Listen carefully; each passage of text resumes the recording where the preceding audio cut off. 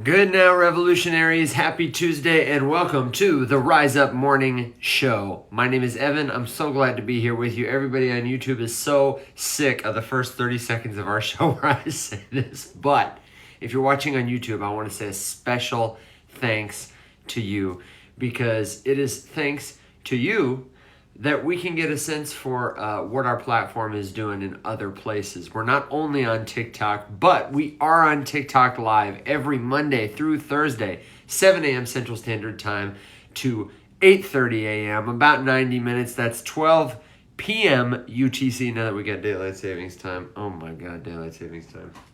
Let me know where you are, where you're listening from, whether it's morning, noon, or night there, and then let me know if you've got a pressing crypto question. We just had a stellar episode yesterday with our friend Angel. It was a fantastic rundown on crypto taxes, and this is why I said, because if you're on YouTube watching this, that means it's going to be like one click for you to go back to that episode and for you to check out the incredible knowledge he's dropped. If you missed that episode and you're not watching on YouTube, or you are watching on YouTube and you're like, I don't want to have to watch a whole other episode. What am I going to do?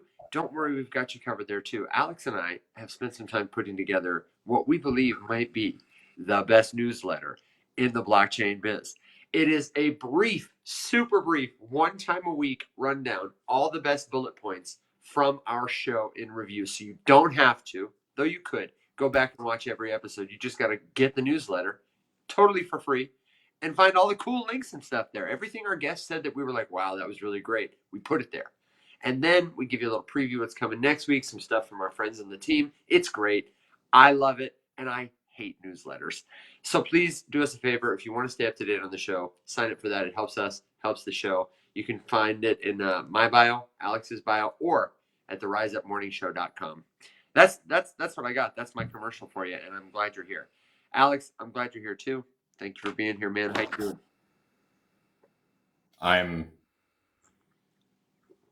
I am. You're. I believe the word is deceased. You do look a little pale in the No, dappled sunlight. Well, first of all, we had a phone case catastrophe, so my usual mounting system is defunct. No, I just got this video that came across my For You page. Okay. As I was, waiting for you to send us live here, and it was like, this is the most important feature to be. I just stitched it. It was like, this is the most important feature to be added to TikTok, and it was the creator search insights, where you can see like what your audience is searching for and get ideas for what kinds of content you should be creating. And the dude in the video is like showing it's like all in line with his niche, specific things, like whatever, So I'm like, sick. Let me search mine up.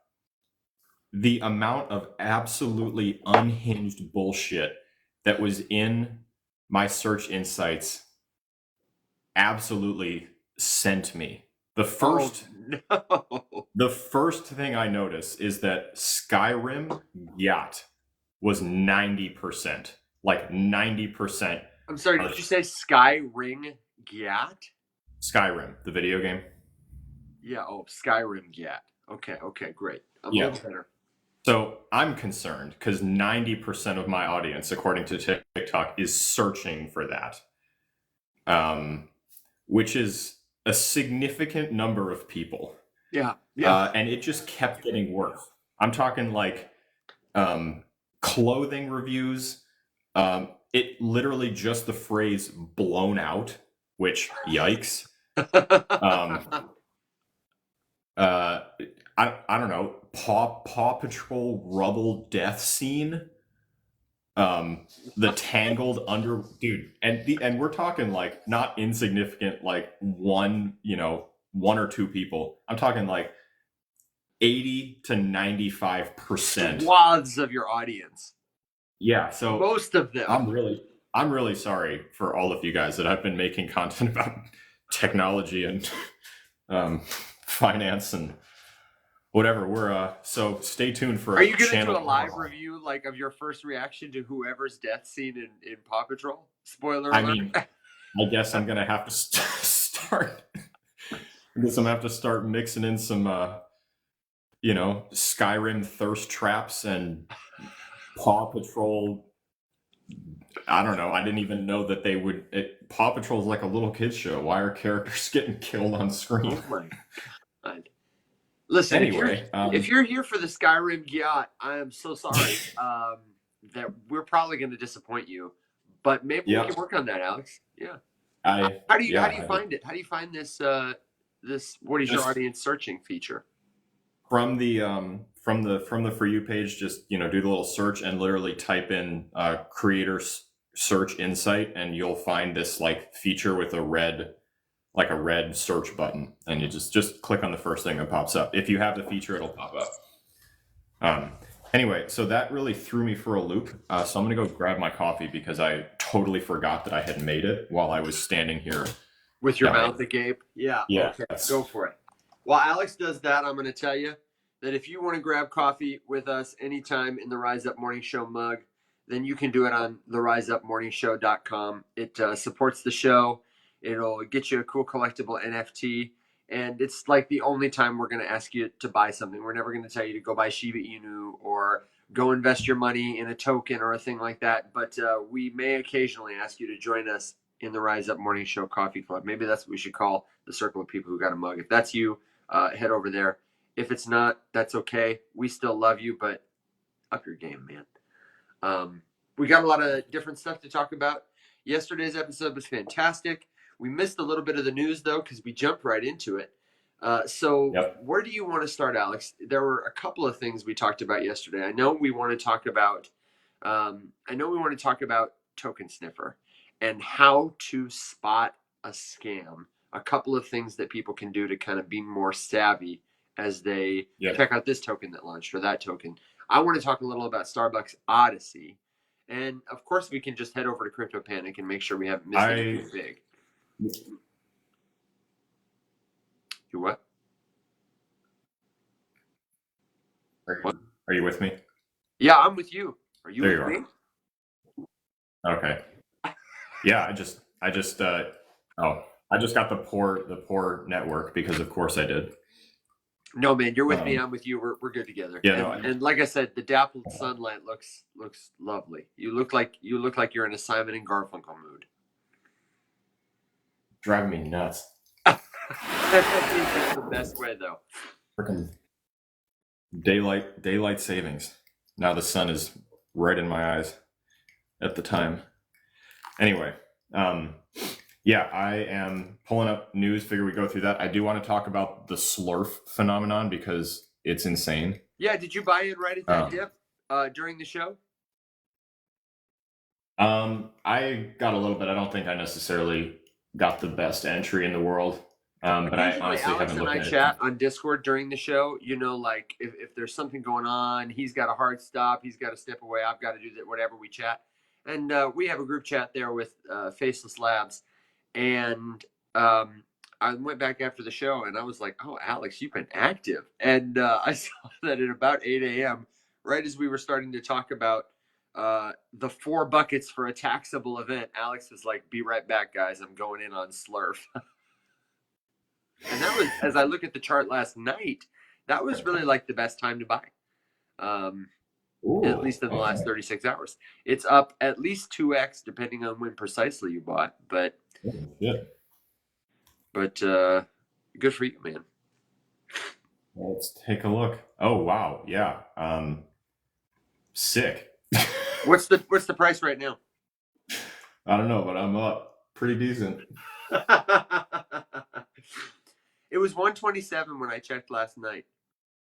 Yeah, let's take a. For anybody who missed it, if you live under a rock or you're just not on Twitter, SLERF is the token that maybe or maybe not was set up that the dev burned $10 million of tokens that had been supposed to be sent to people who contributed to the liquidity pool. Here's the thing. This is just a guess. I don't know. Okay, I have no inside information. I do not know.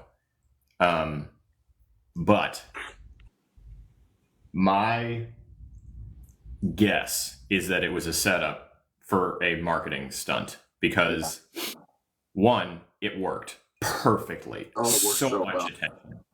2 billion. This was yesterday. Let me see what it's updated to.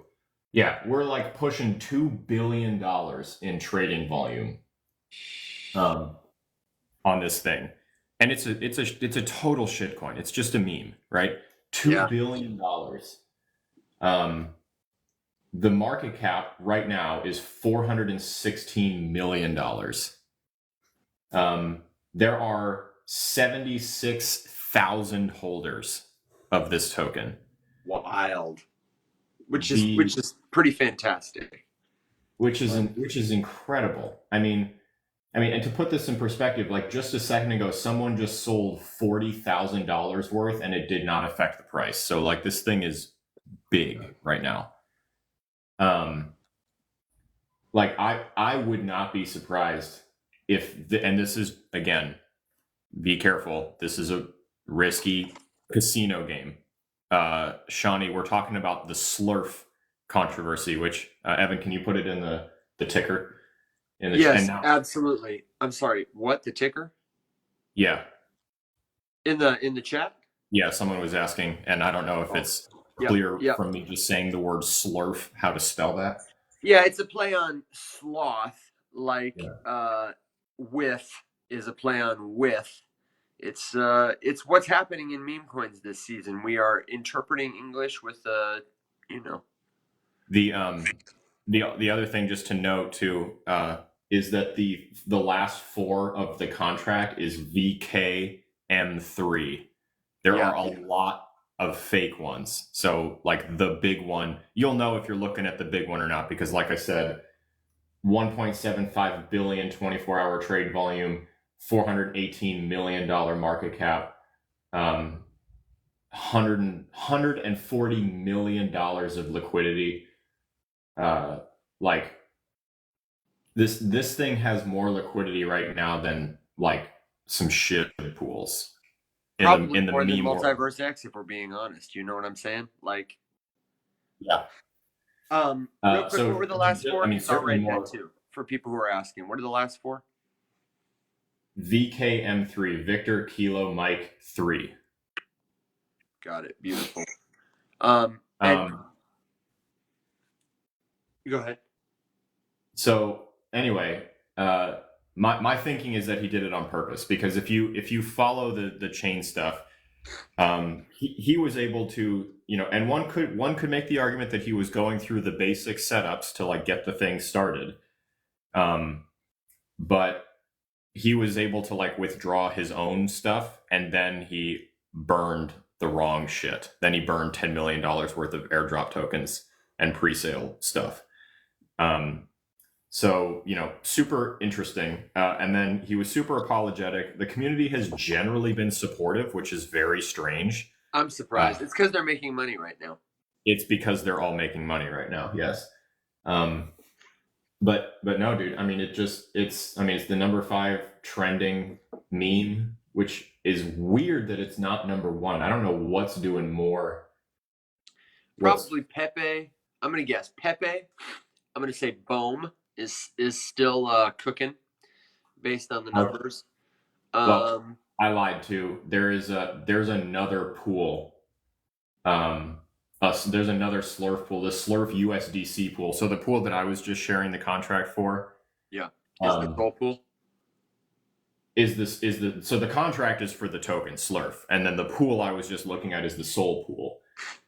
The USDC pool is huge, but significantly less liquidity, like 165 grand, and only $6 million in volume. But it must be fresher, and so it's just trending, I guess. Yeah. And somebody just, Shawnee just posted, dang, can't buy it on Coinbase. Most of the tokens that we have talked about in the last week or two, because we've really been just watching meme coins come and go, are not going to be available these on are Coinbase. Not and hear me when I say that this is a great lesson in how to access tokens. Like, it's awesome to be able to go and look for tokens. Today's show is going to be all about how, when you're looking at tokens like this, you can do a couple of things because they're not on Coinbase to make sure you don't get rugged. If a token is on Coinbase, you can be pretty sure that it will be there tomorrow. Most of the tokens that people are talking about looking at right now, you have no idea where they came from, who made them, if they're going to stick around for more than a minute. And so you really need a couple of checks before you buy in, maybe more than usual. And let's be honest, as a community, we're not very good about doing that. So that's like why we want to take it here today. Also, really quickly, happy belated St. Patrick's Day to our friend Robbie Reyes in the audience, because I know he was getting turned up. People in the UK just go harder. Yeah, Savannah goes pretty hard, and I'm glad that the holiday is behind us. Oh yeah, I know Savannah goes hard too. Real quick, I have a stat for you. How many holders did you say there were? 75,236 makers. 75,236. Okay, so cryptos by number of holders. Number one, can you guess what it is? Tether. Tether, absolutely. Tether. Then the numbers 2 through whatever are kind of surprising to me. USDC is number 3. I've never heard of number 2, Live Peer, or number 4, Car Live. But 5 is SHIB. 6 is a token called Meme. Most of the top 20 tokens are either stable coins or meme coins. Yep. It's just wild. Pepe is number 28. And you said 75K? I'm sorry, one more time? Yeah. Yeah, that's going to put it firmly in the top 100. That's wild. Yeah. It's not showing up. Well, and that might be different. This is EtherScan. So maybe it's only scanning Ethereum-based tokens. But 75,000 holders would put you in the top 100. Which is, Wow. saying something. Yeah, so it looks like, I wasn't paying close enough attention, and I just figured like this is definitely a cultural moment that I would like to be a part of. And so I, hucked a little bit in. It's more than doubled. But it looks like it's coming down a bit now, but geez, from the bottom of yesterday, it's got to be up 300. What's the token price right now? 81 cents. Oh, see, yeah. Listen. We have to say this, and just like, obviously we're not your financial advisors, but I would not buy this token. I did not buy this token yesterday when Alex bought in. I already thought it was too late, and it was only like 5 hours old. And when I saw it last night, it was at $1.27. Okay, from $1.27 to about 80 cents is where it's at now. The chart looks like this. I'm sorry, what? At 1 a.m. this morning, it touched $1.50. Touched $1.50. Okay, so that's the all-time high. Yep. And it came down. Now, with volume like that, there are a couple of meme coin charts that you will see. Most of them look like mountains like this, where it goes up and then it just goes down. Most of them, over 90% of them, look like that, which signals to me, if you were here for our Magic Internet Money episode, where he said, play the numbers, take the best trade. This kind of shape happening all the time. Once I see that mountain and we're coming down off the mountain, I'm done. I just don't buy it. Yep. Now, there are exceptions to the rule, obviously. Shiba Inu, Pepe, but those are the 1% of tokens. So, Shani, I know you were looking for it. Just know that. Like, the news is over for this one. And could it rally? Absolutely. Could it go to $10 a token and become, the new Shiba Inu? Of course. But it would be exceptional if that happened. So, are you taking profits, Alex? Are you getting out of it? What do you mean? Here's the thing. I'm certainly considering it, but given the fact that, so whenever I do something like this, I'm playing with like two things. One, money that I 100% plan on losing. Like when you purchase one of these things, You should have the exact same attitude that you would have if you walked into a casino and pulled the slot machine by the door. You look at it and you should not be thinking, here is a good investment opportunity. I'm going to allocate a percentage of my portfolio to this thing, and that's my plan. You are gambling, which is fine. People love gambling. Gambling is a huge industry. But you have to have that attitude about it. If you do not have that attitude about it, you are going in preparing to just get hosed. Setting up for failure. Yeah. The other thing to remember, someone was asking me yesterday about this current Bitcoin correction. And I said, the thing you got to remember when you look at the price of Bitcoin right now, which is $63,000. So it's down 10 grand from its all-time high, its new all-time high that it made a couple days ago. It's at 63 grand. So for the people who are just buying it at 70 plus, yeah, it's down. But you got to remember, people were buying this at 17,000 within the last year. Yeah. And those people are up huge. And if you look at these things, Solana has corrected down to $180, which is incredible still because it's still up 20% on the week. And Solana is defying all natural laws of physics right now because it's at 180. It's up 5% on the hour.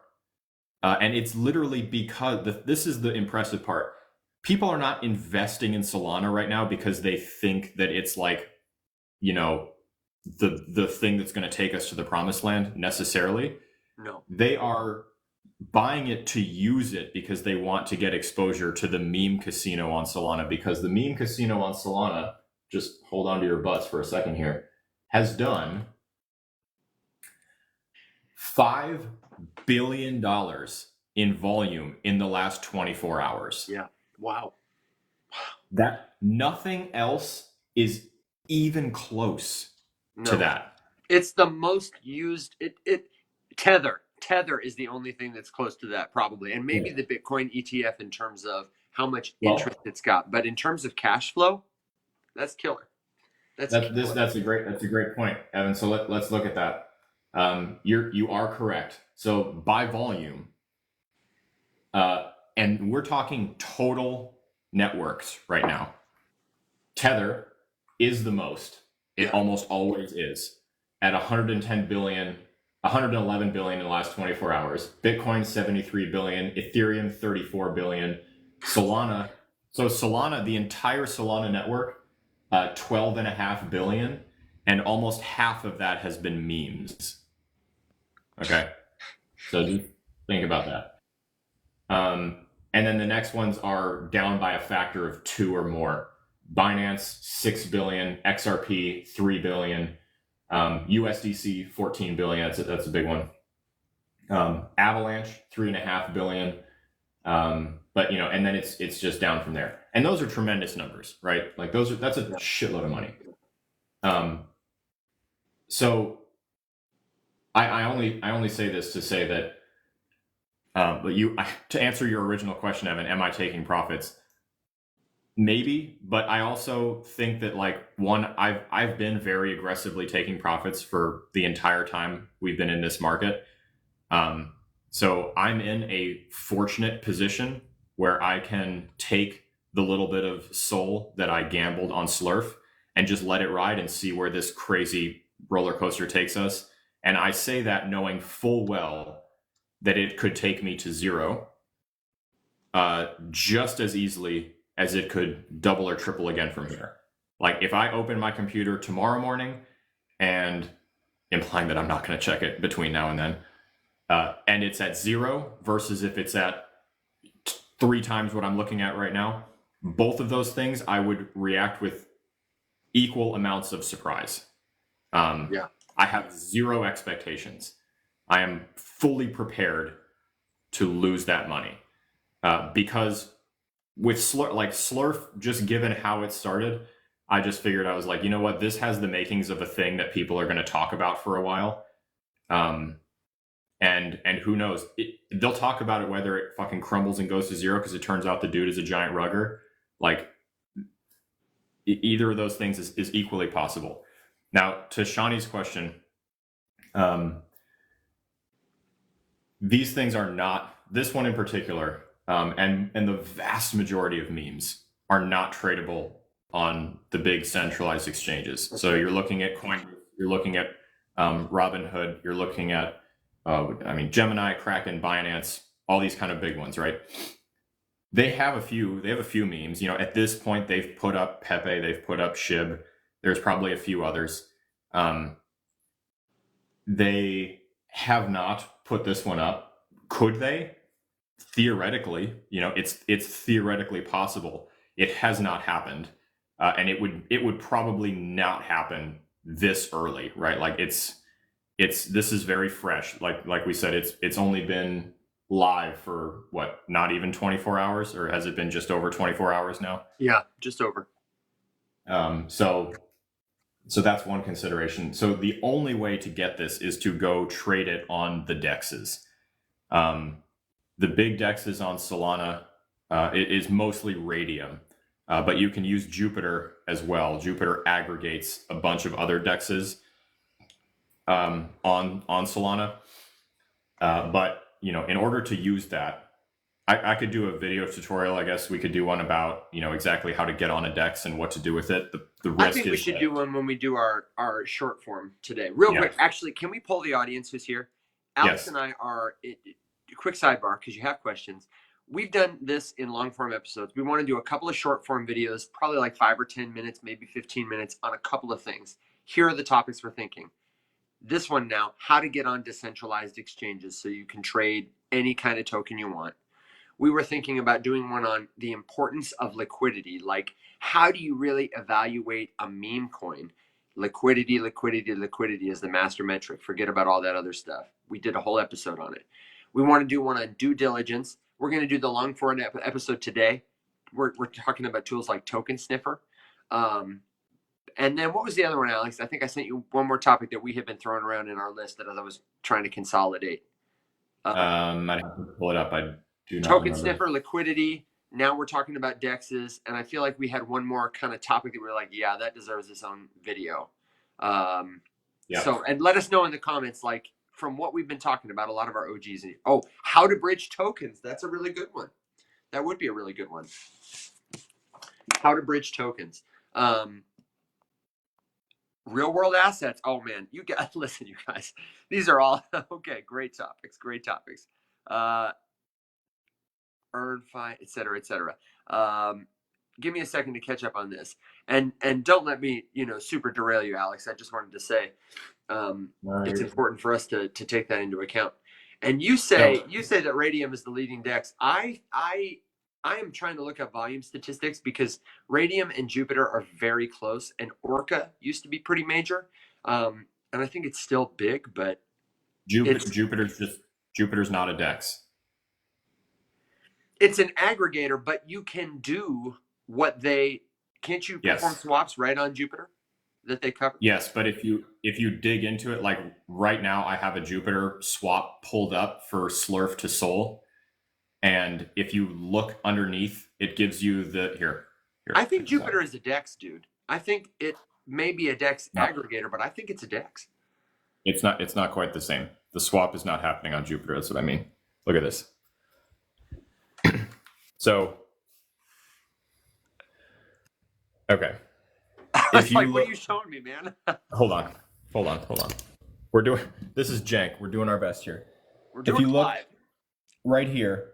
So making this next swap, it's going to split twice and hop 3 times. It's going across Orca, Meteora, both Orca and Meteora. Now it's also including Lifinity and Radium. Right. So this thing basically is just doing its absolute darndest to find me the best deal on a swap, and it's including multiple avenues to get there. So yes, there we go. It is swapping. You use it exactly like a DEX. However, it itself is an aggregator platform. So I would argue with you on that one. We could argue about it later because I don't think the viewers want to see us get in the weeds on that. But I would definitely argue that. I think Jupiter is the DEX of the future, and I think the volume that it's seen is a big time evidence of that. I was just Googling stats while you were kind of over there. The Solana DEXs compared to all other DEXs, not only is like the volume on Solana being outperformed, but just like to give you a picture over time in DeFi. You said it was 5 billion in daily volume. Is that what you said? Yes, the 24-hour volume, according to DEXScreener on Solana, is 5.06 billion. Wow, that's over 2x of the daily Ethereum volume. Period. Yes, that's nuts. Yes, that's insane. Nuts. Okay, yeah. Okay. So do you want to get into how we can? We'll cover these all in a long form video, but today we want to talk about due diligence. If you are on Jupiter, a DEX aggregator, I will say for now, if you are on Uniswap, or you're trying to bridge some assets to an obscure ecosystem, maybe it's not one of the big ones. Maybe it's something new you heard about. You hear there's DeFi there. You want to bridge some assets over, but you're just kind of looking around. You're not really sure where to go. Can you trust it? Alex, we come here because, we don't want to trust. We want to verify. Yep. Can you help us? What are we going to do to look at some of these contracts, to look at some of these tokens, and protect or secure, as they say, the bag? We don't want to fumble it before we even buy in, Yeah.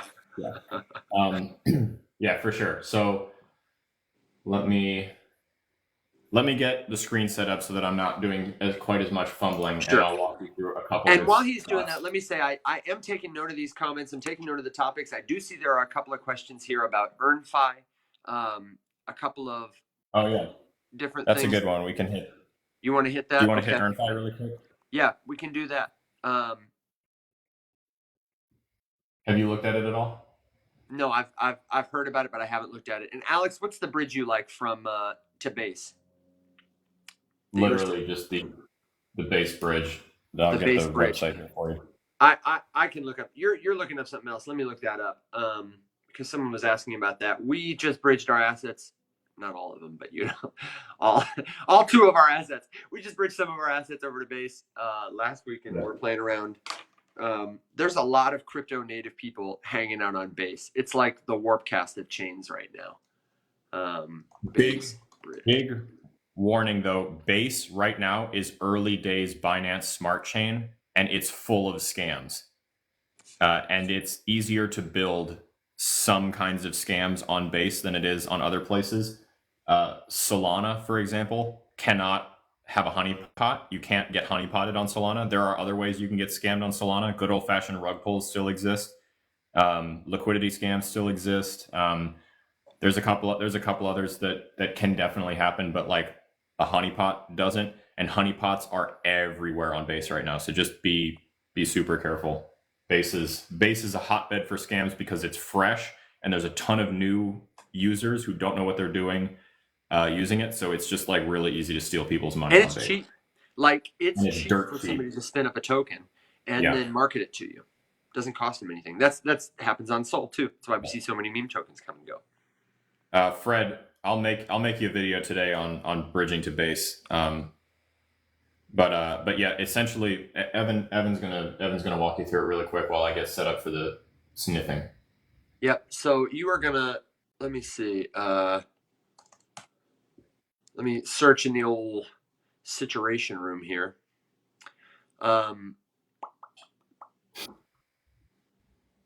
We talk about DEXScreener a lot.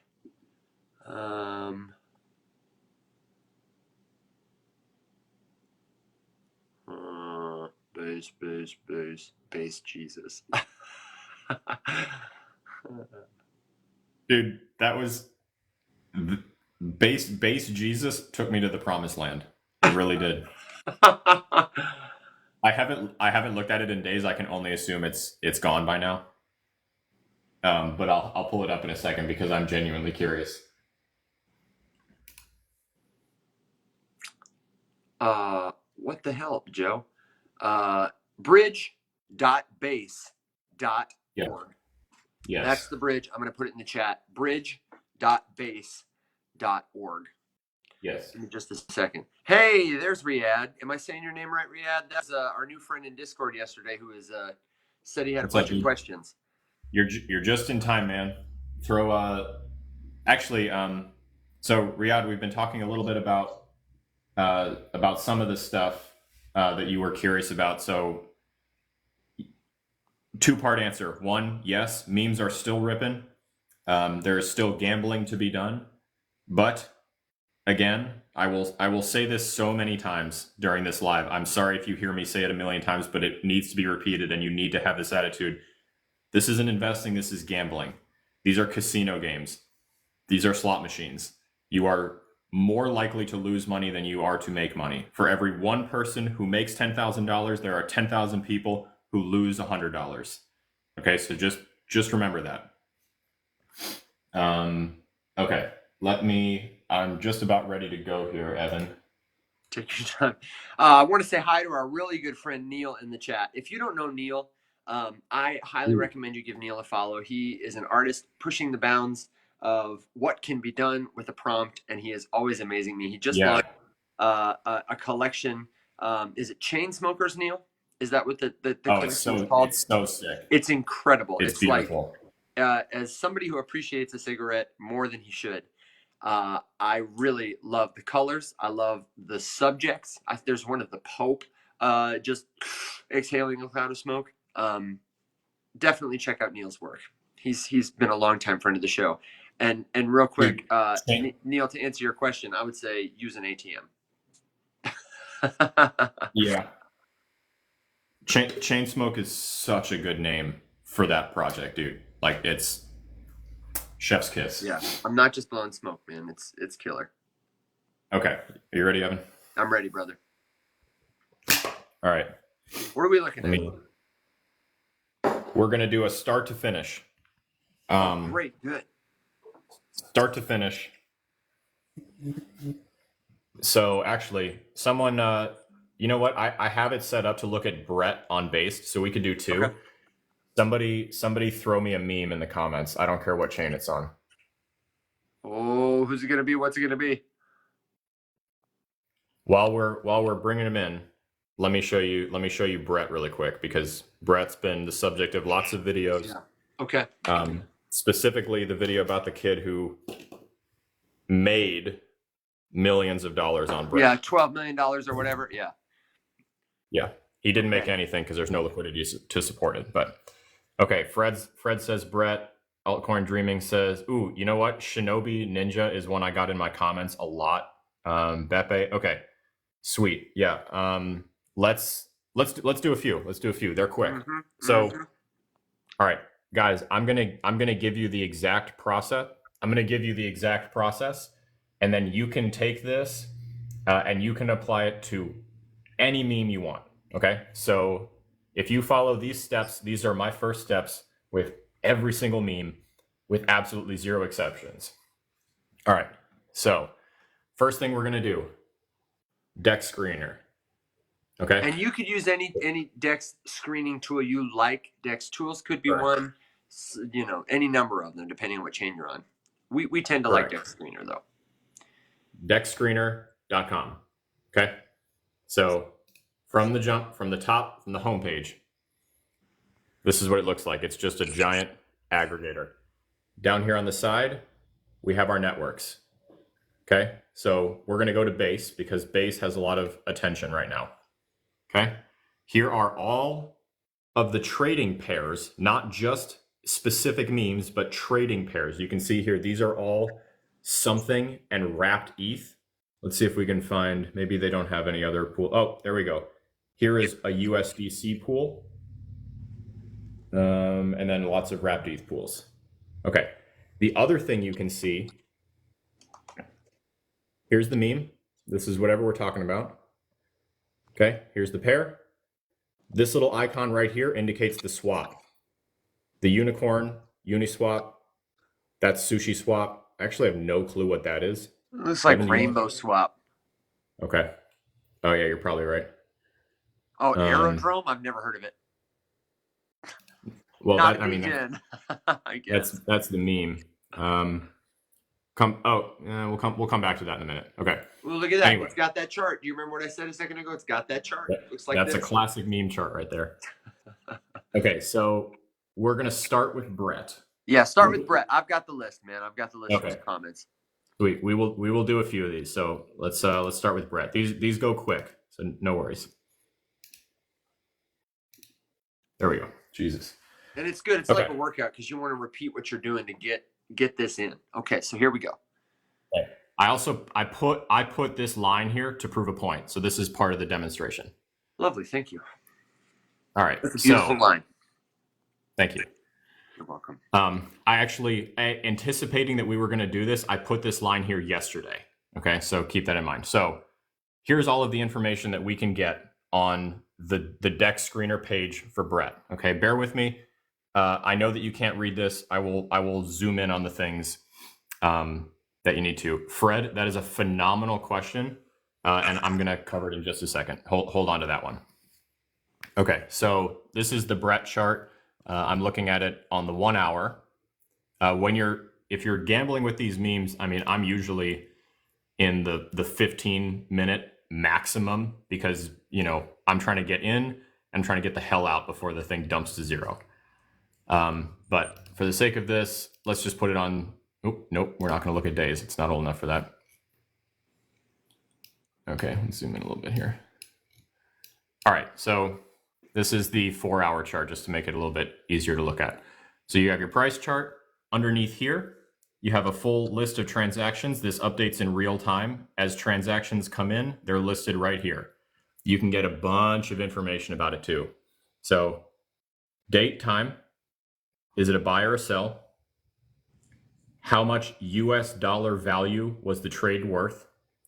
How much Brett did they buy or sell? How much wrapped ETH did they buy or sell? What is the current token price at the time of the trade? Who is the maker, the person making the trade? How much did they buy? How much have they sold? What is their total P&L, their profit, profit net loss, whatever it stands for? How much is unrealized? How much are they sitting on that they have not sold yet? How much could they sell? How much of the token are they holding? And what is their address? And then this TXN, this is the transaction. We could follow this link right here to open the Blockchain Explorer on base scan and get all of the transaction information about it. Hash, success, failure, what block was it a part of, when did it happen, address, everything else about the transaction, all right here. So you can always follow. Something we are definitely going to cover in a specific video too is how to read a blockchain explorer. We've done it before, but we'll do a shorter dedicated video on that. So here, there's that. We're going to go back to base now. Back to DEXScreener. Okay. Fred asked the question, how can you tell that this is the right Brett? Because there are lots of Bretts. If I were to go to DEXScreener right here and search Brett. Oops. Well, it autofilled to the one that I was just on. Here we go. Yeah, but if it was new token, first 10 minutes kind of thing, you wouldn't know. If I just let it populate, this is how many Bretts. So here's a Brett on Solana. That's not the one we're looking at. It's not even on the right network, right? And we're also, so some of these are the correct, more than one of these can be the correct one, but like you can see here, these have the same contract address. So this is the same token, just being traded to USDC or being traded to ETH. These are different pools and they're located on different dexes, but it's the same contract. You can see that ends in 42E4, 42E4. So the way that we would know what we're looking at is right here. So from the whole page, over on the side, here's the memes information. I'm going more in depth for Brett. We're going to go faster on the next ones just to knock them out. This is where you can get all of the info. If they have a website, it'll link here. If they have a Twitter, it'll link here. If they have a Telegram, it'll link here. My best advice is to stay away from this one because Telegram groups are Yikes. pain of my Just do yourself a favor. Prepare yourself if you take a venture into Telegram. And my next best advice, if you do go into Telegram, don't talk. Don't say anything. The second you post something in a Telegram group, especially one of these meme community Telegrams, you become a target for every scammer sitting in that thing, and they're going to start flooding you with DMs.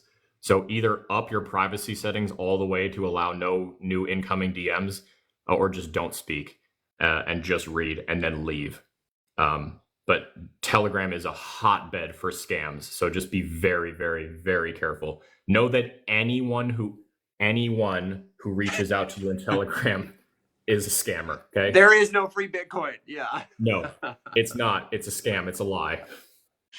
Okay. So, and then, oh, sorry. Go ahead, Alex, because you were going to show us the contract, I think, next. I wanted to make a quick point from something Fred said. He made a really good point. Go ahead. Just that there is, as there are many different contracts, that there is one contract. There may be many different pools on different exchanges that link to that contract. This is where the metric of liquidity comes in and is super helpful. You might notice that one pool or another has deeper liquidity. You're having a really hard time getting access to this token. Maybe every time you click buy or transfer, you get a rejection. Maybe because the liquidity in the pool you're looking at is low. If there are multiple pools, thank you for bringing up the visual aid, that have the verified contract address that you've seen, links to the project website and all that stuff, and one of them has deeper liquidity than another, this is super handy. And that's where you look for liquidity. Go ahead, take it, Alex. I just wanted to highlight that Fred is right. You can use different, why would I look at different pools? Because there might be an advantage to you. Maybe you have a stack of USDC somewhere and you don't want to have to pay a fee or manage another token to bridge it to Sol or whatever. Lots of reasons. Yeah.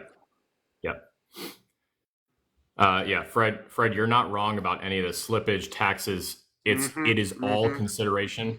We're gonna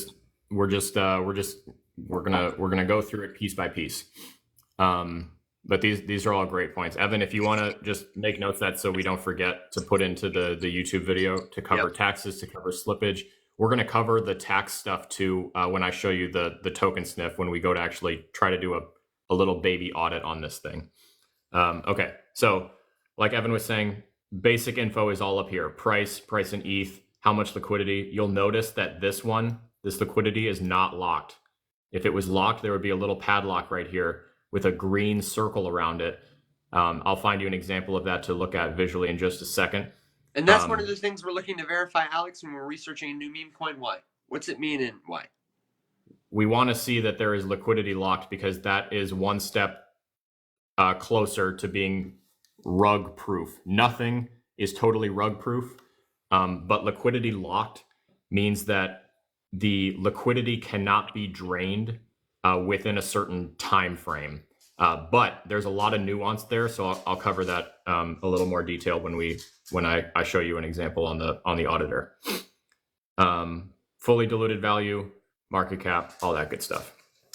Buyers. So when I was telling you like how much volume in the last 24 hours, right here, if I want to see how much volume in the last 5 minutes, 1 hour, 6 hours, 24 hours, how many buys and sells, how many total transactions, how many people have bought or sold in the last 24 hours, all that good stuff. You can add it to your watch list. You can set alerts. You can also trade right on DEXScreener. They have like a little pop-up interface that will give you a window to the DEX. Now I find that tends to be kind of slow for me personally. I don't know if you do, Alex, but I especially if I'm trading a coin that has a lot of slippage or volatility, I almost always just open Uniswap in a new window and copy the contract kind of thing. Absolutely. Yeah, I've had very mixed results here. It's super convenient. However, exactly like Evan said, it's a real mixed bag of functionality. And I've actually found that Radium as a DEX just simply doesn't work in the pop-up. For those wondering what the website we're on is called, it is DEXScreener.com. I'm putting it in the chat. And then you can come over here to networks and you can sort by network that you're interested in, or you can just search for the project you want right there. And specifically now we're just talking about how to do your diligence on some of these meme coins that you're checking out. all the different things you might want to consider. Problem solver. If it says that there's not enough liquidity to sell the thing you're trying to sell, it literally means that the pot that you're trying to cash out of is empty or does not have enough to complete the trade you're trying to make, which is a big thing that is I maintain that is the most important thing for a meme. Number one metric. When someone was trying to tell you, that like some kid made $3 million on Brett, the fuck he did. There's not even $3 million in liquidity in this pool right here. I don't know which pool he was trading in and out of, but this is the biggest. So all of the other ones are smaller. There's no way he could sell $3 million worth of Brett. And just to slow it down a little bit for folks who are still like, well, what? Why wouldn't eventually there be enough liquidity? If there is a holder who has $3 million and they're waiting around for other people to sell, as people buy in because they see the hype and the liquidity goes up, there is an also increasing incentive for people who are holding the token to withdraw liquidity. So yes. The higher it goes in some senses with these tokens, the more appealing it is for anyone to sell out, the less high it is likely to go. That's why meme tokens are such a novelty when they get so big like Pepe. Most of the people who helped it to get there have taken their profits out already. So it's less likely to return to that high it once reached. The millionaire in paper is less likely to ever realize their gains as time goes on. Yes. Yeah, and again, the thing to consider too is if you're riding this, this roller coaster, and you like got some over here, just remember there are people down here. Yeah. That bought here. Okay. Someone bought a shitload of it down here and they're just waiting. And when they see a rip like this, they're gonna sell it. And they're, what you're doing here is playing chicken. You're playing chicken with several thousand other people who all have a vested interest in winning. So just keep that in mind. Okay. Let's get through the rest of this. So yep. How old is the pair? How much is pooled? Here is the contract. There are 3 addresses. The one we are curious about is the address for Brett itself. Okay. You can copy it right from the button. Just click right there and it's going to copy it to my clipboard. We can follow actually a couple links right out here. This one will take you to the Blockchain Explorer. Actually, they both will, but this one will actually take you straight to the holders on the Blockchain Explorer, which is another great place that you can go to audit. This right here is the only way you can tell that you're looking at the right thing. So if you wanted to find, the meme you're interested in, they might not be as big as Brett. You would have to go to like their Twitter or their website or something, and they will share with you the contract address so you can make sure you're looking at the right one. Okay, so just keep that in mind. This is like the serial number identifier for this meme. Every individual token has a different contract address, so you need to make sure you're looking at the right one. Otherwise, you could be, like Doge, right? There's a gajillion fake Doges, so there'd be only one can have this address. That's one of the nice parts about blockchain, right? You can't fake this, no matter how hard you try, no matter how smart you are. Okay. Coming down here, they have this little onboard auditor, which is kind of nice, but you cannot stop here. They miss all kinds of stuff. I found an active live honeypot the other day that Go Plus was reporting with 0 issues, and it took me less than 30 seconds to figure out that the thing was a honeypot. Okay, so this is just stop number 1, but I would not rely on any of the information in Go Plus because it's a lagging indicator. But you can come down here and you can see the things that they are trying to check for. Okay. Cha-Cha, a honeypot is a type of scam in crypto where essentially you can buy it, but you are not allowed to sell it. And so what people do is they actually, you know what? Here, I'll find the chart for what the hell is that thing called? The honeypot? Yeah, I think this is it. Yeah, sweet. This is it. Let's go. Yeah, look at that. Also, I'm sorry to be quiet. I'm doing some diligence on EarnFi, kind of while you're rolling this. Leftover eggs, this is DEXScreener, similar to Dex Tools. Okay, I lied to you. They deleted it, which is fine because it was a known scam. Okay, I'll show you a honeypot later, but a honeypot it's a specific kind of scam where the person who created the token listed some addresses in the contract that are allowed to sell, namely them and their friends. And then anyone else who isn't one of those people can only buy it. So basically you just pour money into this pot, and when it's full enough, the scammer will just cash out the liquidity and leave. It's a specific kind of rug pull that you cannot beat, which is why it's dangerous. The only way to beat it is not to buy in. Yes, exactly. But we can do some checking for honeypots, so that's part of what we're about to cover. So anyway, there's this little pre-audit. You know, it's good to check it, but don't rely on anything. So the first red flag that they've noticed here is that there's a tax, or there could be a tax. And the way that the smart contract was written for this meme, the person who wrote it can go back and change the tax. If you guys have been paying attention to social media, you've probably heard everybody and their grandmother shilling you Syncus DAO. Syncus DAO just made headlines because the person who built it changed the tax to 50%. So you have to pay 50% of your money if you want to sell that thing. And they're doing that to trap people into it and prevent them from selling, because most of them are going to lose money, even if they're in profits. So just keep that in mind. You know, Syncus, pile of shit, has been shilled to you by pretty much every Many TikTok. Many people said it would be great. Believe me, it's terrible. So terrible. That was absolutely beautiful and Thank you very so much. appropriate. Yeah. All of the TikTok crypto grifters have been shilling you on Syncus, and some of them are still doing it even though the tax was implemented after the fact. I would make the case that that's a soft rug.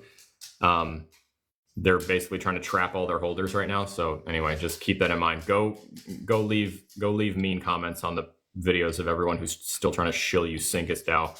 Tell them I sent you, and that never mind. All right. Let's move on here. So, get out of here. Okay. Get out of here. Again, social links. Yep. Don't go here. Don't trouble yourself. Okay. No Telegram. Now, let's take this one step further. So I'm gonna come right here and I'm gonna copy the contract address, and now I'm gonna go to a new website called Focus there. Tokensniffer. Yeah, I'm gonna put this one in the chat. Eddie and others who are asking, yes. How can I tell? This is one you want to bookmark. This is one you want to bookmark. Quick disclaimer: Tokensniffer does not index Solana. You need to use this one. Hold on. I thought I had the tab up, but I did you all dirty. Man, I was looking up EarnFi on DEXScreener when I accidentally clicked the search bar and found Brat, which is Brett's best friend. It's about 2 minutes old. And all right, so Solana has its own SOLSniffer. Yep. Personally, I wish that I hope that they do some work. It is still in beta, so I hope that they're going to add some stuff, because Tokensniffer is so much better than SOLSniffer, but it's there, so you can at least try it. Okay, here's what the front page looks like when we search up Brett. It gets a score, 70 out of 100. I think they do a great job with the disclaimer, so make sure you read it. Really the audit score is a measure of how well the token meets the criteria for safety. Automated scanners like this one are not always completely accurate. A token with a high score may still have hidden malicious code. The score is not advice. And should not be considered, and should be considered along with other factors. Always do your own research, blah, blah, blah, blah, blah. And they update results every 15 minutes. And then down here are the things that they are checking for. It's a little more detailed than the one on DEXScreener, but DEXScreener is referencing stuff like this. Here's another big red flag. At least 95% of liquidity has been burned or locked for at least 15 days. So this is the standard, 15 days of liquidity lock. They don't meet that, okay? There is no locked liquidity on Brett, as we saw, right? We recall there's no lock there. So there's $2.6 million in liquidity, but none of it is locked, which means that it can be removed at any time. Not enough liquidity is secured for the minimum duration, which could allow for significant amounts to be removed, which is a rug pull. Okay. They do have some green flags. So a couple of these other, score indicators, check out. But of course, there's still risk here. You can come down here as well. This is really nice if you can find a verified scam. You can come down here and see similar contracts, and they will point out a bunch of other cryptos that have like either the same creator wallet or similar contract structure that could also be scams. And you get a likeness percentage. What's the symbol? Who created it? What network is it on? Et cetera, et cetera. Okay. Two big places we can go from here. This is my favorite feature, and I can't wait for SOLSniffer to get this. This is incredible. Okay. Oh, that's cool. So, yeah, dude, just you wait. I don't think I've ever used the bubble map before. I thought it was going to be one of those token bubbles. No. This is amazing. Okay, Turning me on to new stuff, man. This is a visualization, and it describes it to you right here. If you open this up, you're like, what the hell am I looking at? This bubble map visualizes token transfers between the top 100 holders and other wallets. Creator address is shown in orange. Burn addresses are shown in red. Orange, creator, burn. You can also tell the burn because its address, which pops up there, is always just all zeros. Exchange addresses are cyan. We don't seem to have any of those because it's not traded on any exchanges. And other holders are blue. So that's what we're seeing here. Okay. Zuby, this is Tokensniffer, and we searched for the Brett meme coin on Base using its contract address, which we found on DEXScreener. All of these links are going to be in our newsletter for the week as well. So make sure, quick plug, sure you sign up for that. It's totally links free. In our bios. And we are stick around because we're going to be doing Tokensniffer, SOLSniffer today with a couple of different tokens. We had Shinobi Ninja, EarnFi. I'm doing some diligence on EarnFi here. Bonk, someone asked for. So stay tuned. You'll be good at this tool by the end of the day. Yeah, this may seem like a lot, but I promise you do it once, you're going to be a pro. It's so easy. Okay, so again, every one of these bubbles, there's 100 bubbles. This represents the top 100 holders of this token and how they're connected. So right away, just because I've been doing this for a while, I can kind of tell you a little bit about what I'm seeing here. So this is the creator. The only connection the creator has is to the Burn wallet. And then the Burn wallet also has this. I really want to know what this is. So yeah, that's odd to me. Let's click on it.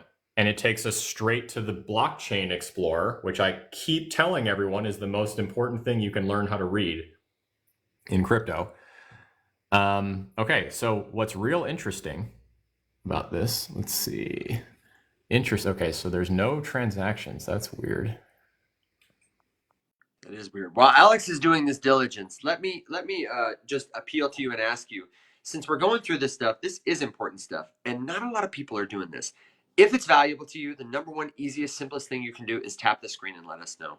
Let the algorithm know this is helpful content, and then share it. Share it with that influencer who is shilling you Sync US. Share it with your cousin Carl, who is encouraging you to trust me, bro, and just buy Doge, DCA. Let us be the people that you go to, who you verify you don't trust, and bring us your questions. All those things support the show. We're here every Monday through Thursday, 7 a.m. Central Standard Time, which is 12 p.m. UTC. We love your questions, and we couldn't do this without you. So be sure to come back. Let us help you help your friends become the person that they verify. What do you got, Alex? Also, finding it. Oh yeah. Also, Evan and I are playing with the idea of starting a Rise Up After Dark series. So if you have a different time slot, throw us some suggestions, because we're kind of pooling information. We're going to mess around with a couple later in the day time slots and do a couple more impromptu episodes during the week, just because, like Jim said, it's 3 a.m. for him. So let us know if you have a better time. Okay. All right. Earthy, Beppe is on our list. We will do a quick scan of Beppe in just a few minutes here. So anyway, what we're seeing here is that this is a wallet that has no outgoings that I can see.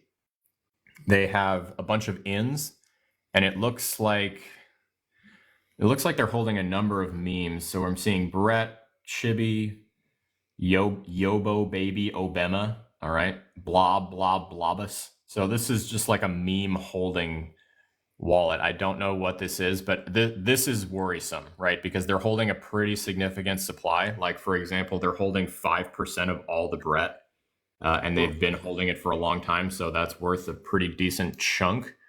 And they were sent that from the Burn wallet? Yes, they were sent that. They were sent that through the creator wallet. The Burn wallet cannot have an outgoing transaction. Jerry, this is not an app, although DEXScreener, this one does have a mobile app and it's quite good. But Tokensniffer does not have a mobile app. It's just a website.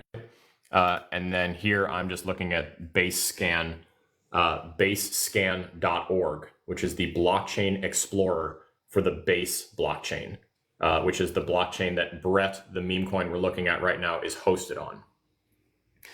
Okay, so yeah, basically this is concerning for sure. Like this should be a big red flag that this wallet exists. It's not under contract. Whoever owns this could send stuff out at any time. Notably, they would need to do an ETH deposit first. So like, you know, if you were trying to monitor this, right now, they can't send anything because there's no ETH for gas. So you could monitor this, and the second they send ETH to this wallet, I would get the fuck out of whatever it is because they're probably going to dump. So there's a pro tip for you. Yeah, that's a really good tip, honestly. Yeah. And it may not seem intuitive at first. You're like, oh, it doesn't have any. Why would that be a red flag? You got to have gas every time you move an asset on the blockchain. Yep. So anyway, that's a big quick tidbit on the Blockchain Explorer. We could come in, we could look at the same thing here. So the creator wallet is still holding 10%. That's also a red flag, especially because the liquidity isn't locked. So this person could dump all 10% at the drop of a hat. These wallets right here are probably deployer wallets. So this is probably like a pre-sale holder who sent out to a bunch of their friends. This one is holding, so these are all probably less than 1% now. Yeah, but so that you can kind of just see like how the fans go out from these specific wallets. But any one of these, all of these bubbles are links. You can go through into any one of these and kind of see. But the cool part is, like we were saying, everything's connected, right? So anytime you make a transaction to another wallet, you've now linked to that wallet. We are only in Brett transactions here. So that's the only connections that are showing our wallets that have sent or received Brett meme coins from a different one of these wallets. So that's the bubble map feature. It's really cool. Every single token on Tokensniffer has a bubble map, and you know they all look a little bit different. So next, we're gonna come over here to contract, and this gives you the code. Now you might look at this and Alex, be like, I'm not a coder, so how am I going to verify this contract, man? Well, you can copy and paste this whole thing. Don't do it, Alex. Don't do the whole thing, bro. Oh, The whole thing. He's going the distance. No, and you could send this to ChatGPT and say, you know, this is the smart contract code for a meme coin called Brett. I'm concerned about X, Y, and Z. Can you look through this code and tell me if you notice anything? Now, again, that is not a 100% catch-all. But Tori, thank you for the keyboard shortcut. Tori's absolutely correct. Control A would be much easier, but my hands are occupied holding phones and scrolling, so I'm doing my best. All right, Tori. Anyway, the important features are even highlighted for you in red here, which is good. So you can kind of like, you know, learn where to look if you wanted to just take a chunk of the code and send it to ChatGPT. Anyway, that's not a catch-all, but it can help you, you know, add to your pile of reasons to take a risk on something or to just choose to avoid it. Anyway, oh, actually, one more thing. If there is a place for comments. I've not seen a ton of activity down here, but technically people could discuss down here, which is a cool feature. I don't see it get used a whole lot. Yeah. Okay, so back. Anyway, that is the bare minimum for a meme. So let's go through some of the examples. Evan, hit me with the first Shinobi example. Ninja is the first. Okay. Do we have any idea what chain that's on? Shinobi Ninja. I sure don't. I didn't write that. I do have some with chains. Let's go to. I'll figure that out. Normie is on base. Okay. Whoever suggested Shinobi, just let me know what blockchain it's on, which will help me narrow my search because there's a bunch of ninja memes. Okay. Sorry. What was the next one? Normie on base. Normie. Normie. Yep, that's a classic. Okay. Okay, so again, if you're just joining us, we're auditing meme coins with the bare minimum. This is not a total deep dive, but this is the bare minimum that you should be doing every single time before you take a gamble.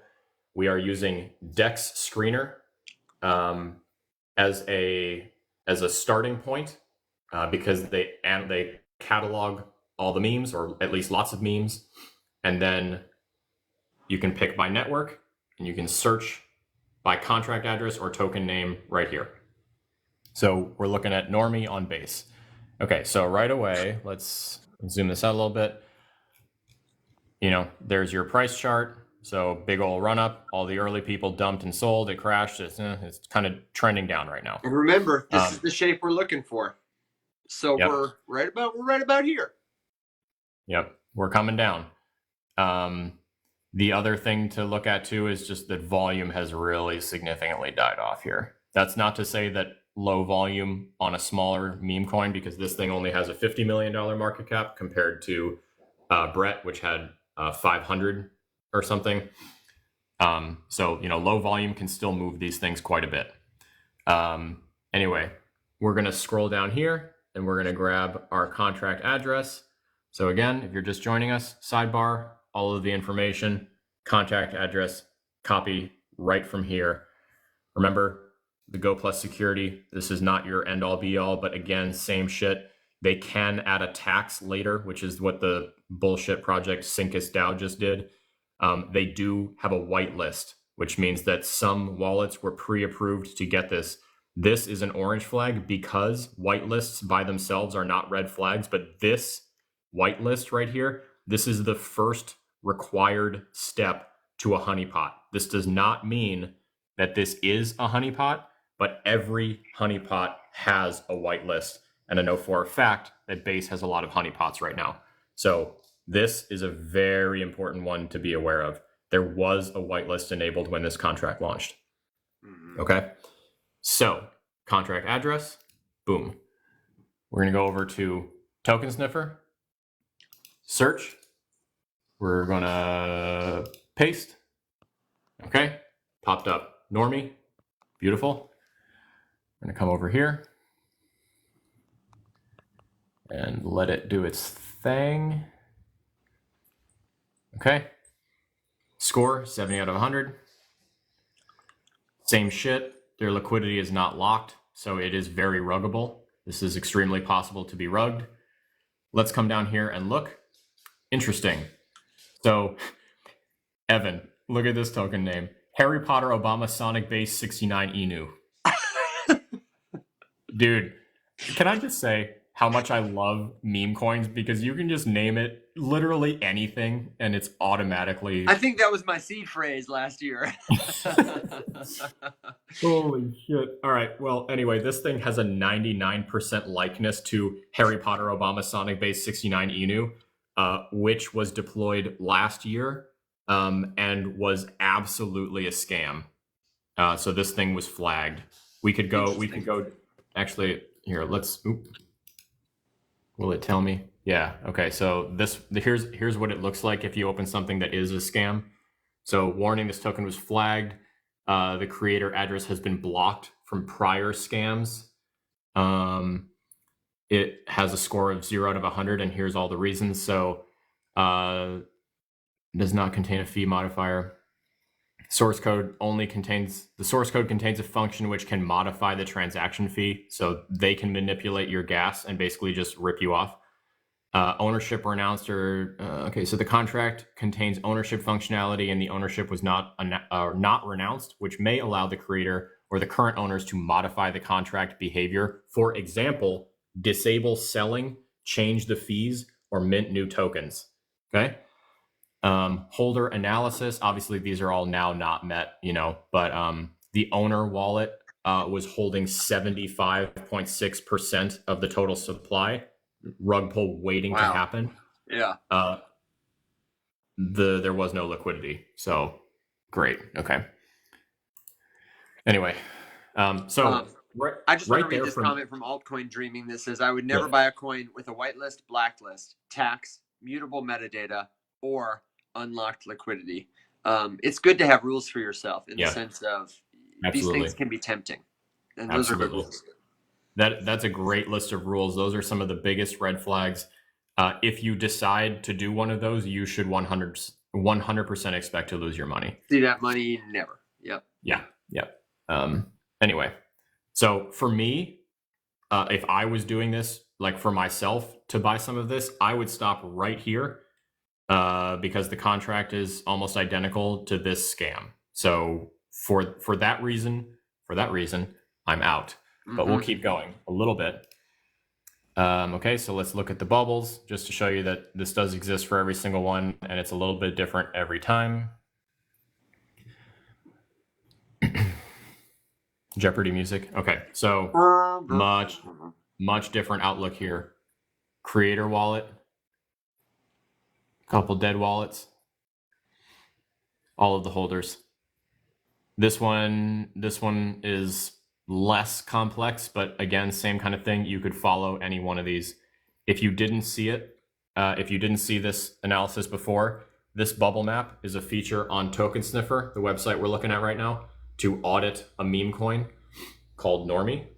Contract address is right there. Make sure you're looking at the right one. Hey, Alex.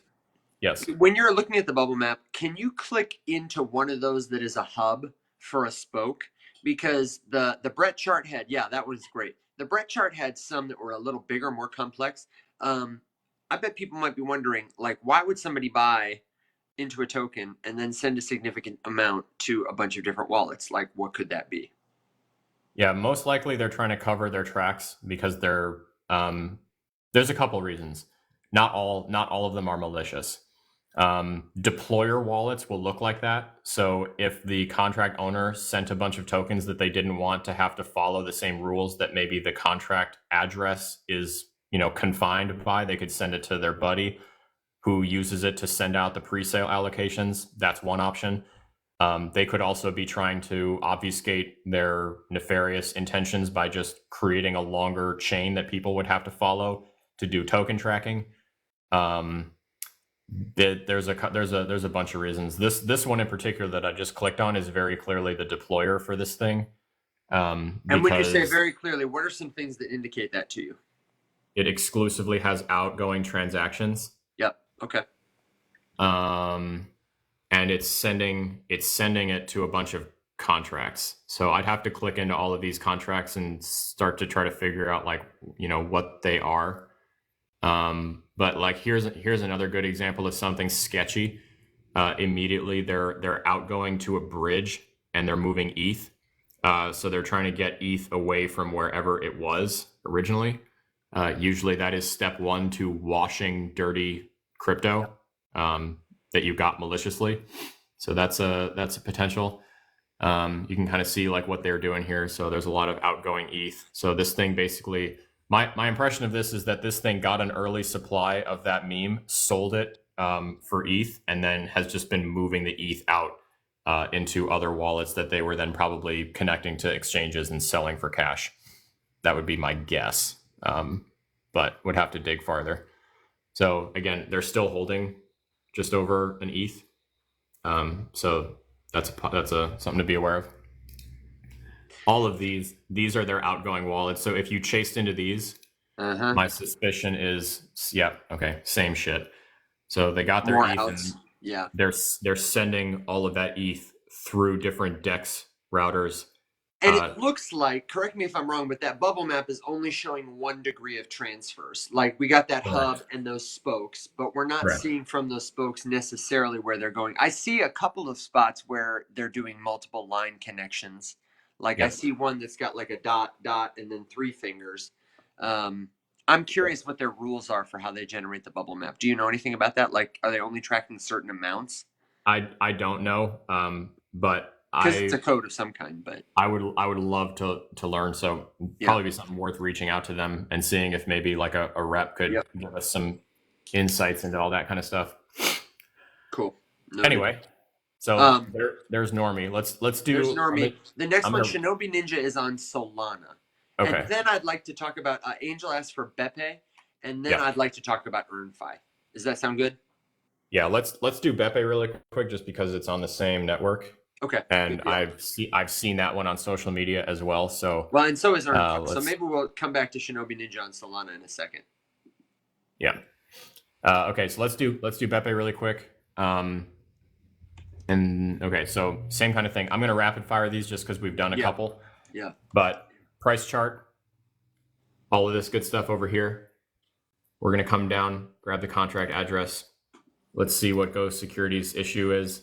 There's a blacklist. Blacklist implying that there are wallets that are specifically prohibited from trading this thing. That's also curious too, because one of the ways that I've seen blacklists used in scams are to launch a token, collect all of the people who happened to be able to buy it super early, like down here, and then prohibit them from selling so that the people who are in massive profit when it runs like this can't cash out. But people who bought up here don't get included on that list. So this prevents the people who have the capacity to drain the liquidity the most from selling. But it's also just a shitty thing to do. So you just gotta... So Nana, great question. Yes, you could. However, if your wallet that you bought it with is now blacklisted, you're not sending that token anywhere.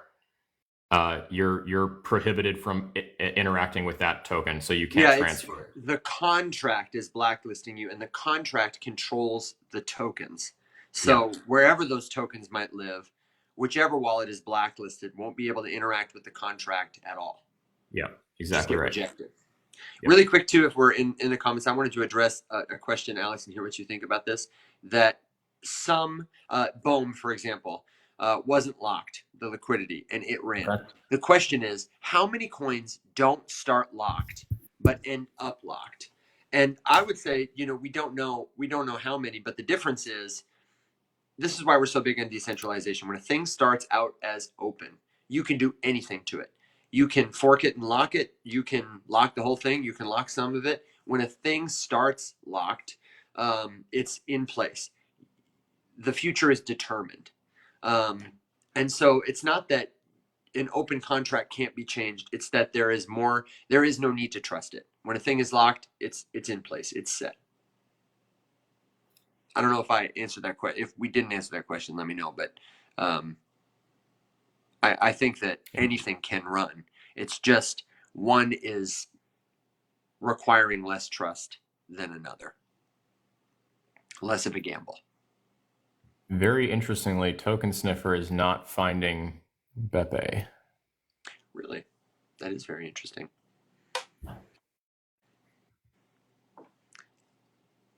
Contracts live. 1,800 holders. Where'd it go? It's okay, because we can actually get pretty much all of the information without the pretty front end that we would find on Tokensniffer, just on the Explorer, and I'll show you how. This is actually a good. I love it. Yep. Okay, so remember that had we found it on Tokensniffer, right, they would have given us that score and the bubble map and all that kind of stuff. So really pretty front end, but all of the information that we're getting, I lost it. There it is actually being pulled from this page and just dressed up. So we can actually come right here to holders and we can see everyone who's holding it, and we can pull up this token holders chart right here. And it's not as pretty as the bubble map, but you can see a full breakdown of every wallet holding it. And you can see, where'd my mouse go? Come on. Okay. Anyway, you can see like this wallet right here is holding 10% of the tokens. This one's holding 6. This one's holding 5, 4, 3, etc. Yeah, so These are like all 10 things wallets to keep in mind. at about 50%. That's a lot. Yep. We can come down here and track and dig into the wallet addresses for any of these holders sorted by rank. We can also get the contract code, just like we did on Tokensniffer. So if you wanted to send that, and actually, I would even make the argument that it's nicer to put it here, or to get it from here, because they have it separated by into the different functions. Yeah. By the different functions of the I don't contract. know if that's the right nomenclature, functions, but there are different parts to smart contracts. Yep. So we can get all that information right here if you wanted to send this to to ChatGPT and try to get some of it. Here's an interesting little bit too. This is the similarly matched source code that deployed a different contract address. So, this is not necessarily a red flag. It's just something to be aware of, because a lot of these tools in crypto are open source. And so sometimes they may, just like steal the code from something else that works similar to the thing that they're trying to do. But it's just good to be aware of, because there's no end to the things you can chase down. So you could go dig into this and see what the hell it is. But, not as pretty as Tokensniffer, but kind of gives you the same thing. Yeah, and the difference though is Tokensniffer is a user interface that is connected to that information. So if you're looking at the Blockchain Explorer, you're looking often at a more direct representation of the data, even if it's not as pretty or as clean. It's not abstracted in any way. It's easier to trust it, is what I'm saying. Let me do, Shinobi came in early. Let me grab that one really quick, and then let's do it. We'll move on to EarnFi. I'm guessing. Oh. Yeah, and I want to talk, when we talk about EarnFi, remind me to talk about points, because someone was asking about points, about Eigenlayer, and EarnFi and Eigenlayer, they're kind of in the same conversation.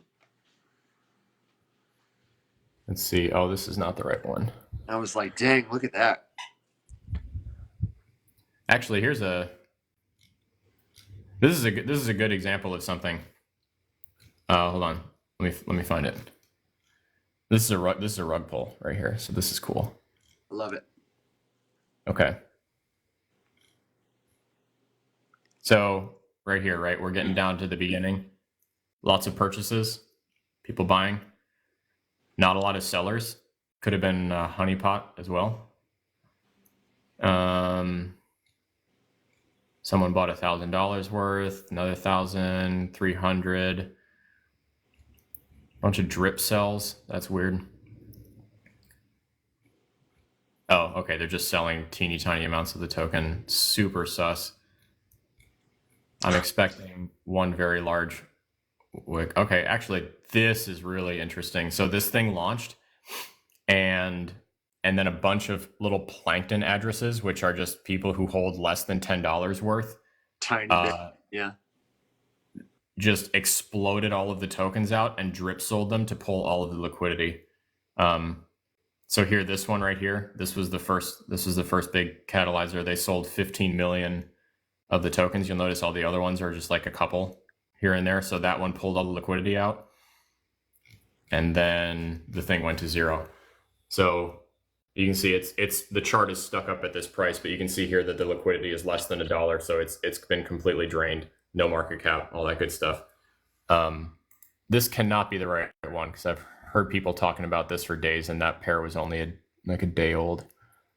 Does anyone have a ticker for it? Maybe it's for this Shinobi one. Ninja. I think Altcoin, it's gotta be, who's in our audience. Got to be this one, right? This is a bigger one. Is whoever was asking, can you confirm for me if I'm looking at the right thing? And hang on, I'm going back through the chat. I'm trying to make notes.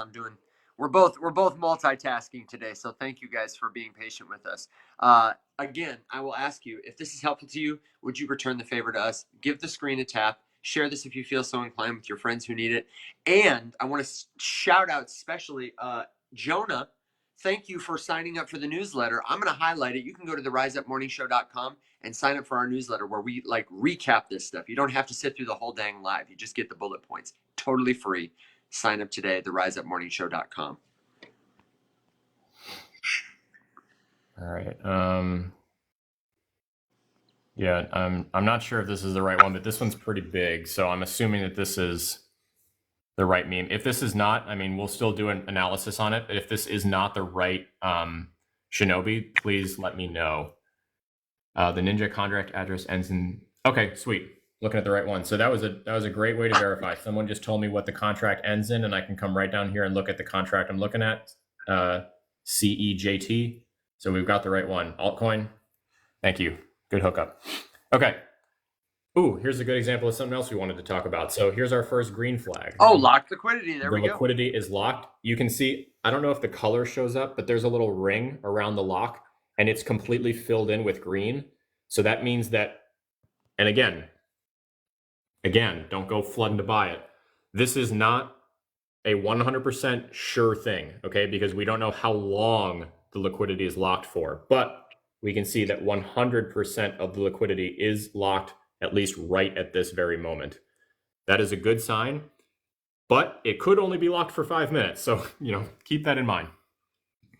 Okay, so we've got our basic information again. Again, we've got the contract address. I'm going to copy that. Now, this is on Solana, so we cannot use Tokensniffer. They don't index Solana. So if we search it here, it's not going to give us any results. So we're going to come over here to SOLSniffer and search it here instead. And you'll see what I mean, that this is not as nice of an interface as Tokensniffer, in my opinion. We don't have quite as much stuff, but okay, so we can at least get, so we found the thing. So here's Shinobi, Ninja. There's the contract address, confirm we're looking at the right thing. Mr. President, that's a great question. We can hit that one in just a few minutes. Okay, so score, 84 out of 100. Actually, this one does give us a couple things that Tokensniffer doesn't do. Rugcheck.xyz, another good one. I haven't used that one, but we could look at that as well. There are, I should say, there's a bunch of options, right? This is not the only one. Honeypot.is is also a really good one, specifically for detecting honeypots. I can look at that one. And hang on, I'm looking for a question from your resonance, and I want to highlight one. Altcoin Dreaming suggested a resource. Rugcheck.xyz is what I use for Sol. Yeah. So score 84, that puts us in the medium risk category. Some facts to consider, requires a deeper analysis. They have not flagged anything with high risk, which is interesting because the metadata is mutable, which means that they can change contract information. There are not very many liquidity providers. And just the contract is really fresh. Again, this by itself, like any one of these by itself, is not necessarily a deal breaker. It really depends. For example, the NFT collection that we created, one of them called the Corrupted for our game, we baked in mutable metadata because we wanted our holders to be able to go in and buy upgrades to their characters so they could change it. So if you looked our contract up, you would see this same flag, but it was intentional and it was widely advertised and publicly known. So presents but honestly, that's the beautiful part about tools like this. They don't give a shit about the opinion. They're just giving you raw information, not tainted with any bias or anything else, just raw facts based on the code, which is what we care about.